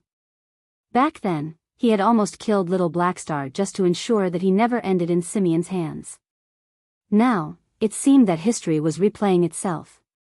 The latest _AP_SODIES are on the website. The difference here, though, was that while Little Blackstar had only been playful, this beast was costing people their lives. Lionel had no idea what it was that these hidden families wanted, nor did he understand what their purpose on Earth was. But, what he did know was that when Earth was pushed into a corner facing the people of Terrain, he hadn't seen a single member of their ilk. All they had done was show up on Avalon and try to poach away King Arthur and his people. After they failed, they vanished and didn't appear again until now, when there were once again benefits to be gained while others were falling and dying in the background. These sorts of people. They were the kind Lionel abhorred the most. "I'm going to give you 2 options," Lionel said coldly.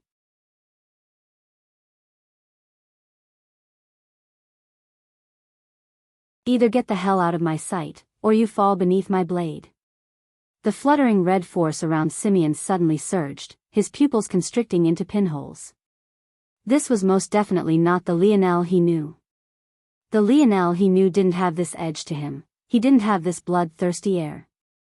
In fact, he didn't have a willingness to kill at all. That Lionel was like a lion without its claws or a shark without its teeth. But now, Lionel raised his spear, pointing it between Simeon's brows. It was a blatant, undisguised provocation. At that moment, Lionel's aura was palpable. It hung in the air like a violet mist, raising above Simeon's own and suffocating it. "Lionel Morales," Simeon said slowly. "Visit." For the best no_vel_read_ng experience, however, what he hadn't expected was for Adrin to suddenly stand out. Huh? What did you say, Simeon? Simeon frowned, turning his gaze toward Adrin. The coldness in his eyes made Adrin's own gaze narrow, but the latter didn't back down. All four of these young men were on the same level. On top of that, all of them had entered the fifth dimension. Adrin felt no fear for Simeon, although the latter's power was great. Adrin looked away from Simeon and toward Lionel, suddenly understanding something. I can't let you kill him, Simeon. Adrin finally said. What? Simeon's voice simmered like hot coals, his red eyes flashing with added menace. Lionel Morales is the name of the man who saved my little sister. I owe him a favor. So, I'll only repeat myself once more. I can't let you kill him, Simeon. Adrin's own aura began to leak out, a dense blue force wafting about his body. Though he and Simeon were about the same height, Adrin was far broader, making it seem as though he was towering over Simeon completely. Ha! Simeon released a cold laugh. Did you forget why it was that we came here? Visit. For a better user experience, all of that is meaningless in the face of my little sister's life. Adrin replied coldly. So you're going to stand in my way no matter what? Do you really want a war against my Brazinger family? Since when has my Aderna family been afraid of you all?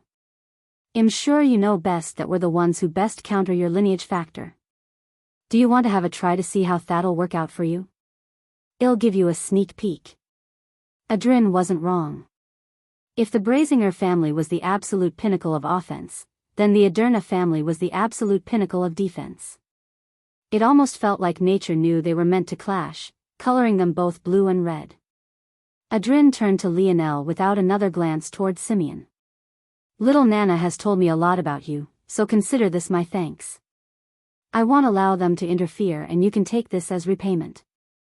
Next time we meet on the battlefield, though, we will most likely be enemies. Adrin was confident in saying this even if Xanos and Elilar chose to side with Simeon in this matter.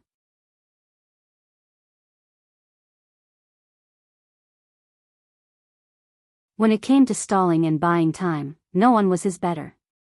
Lionel gave Adrin a deep look before nodding and shooting off into the distance, his three pillars following closely behind him. I'll make you regret this, Adrin. Visit. For a better user experience, Simeon's voice had once again returned to neutrality, his force vanishing and even his twin pair of metallic birds having disappeared. He regained his composure so quickly that it almost felt too ridiculous. Adrin's eyes narrowed. Any time.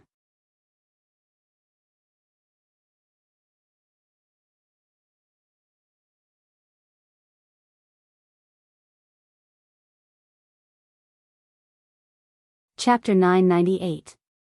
Chapter 998. Beautiful Simeon soon vanished, teleporting back to what must have been the Brazinger family's estate. This left the three young men behind, with Xanos slowly regaining his bearings. When the golden-haired Xanos finally realized just where he was, his head snapped around and he blinked. It was clear that his healing abilities were also far beyond that of a normal individual's.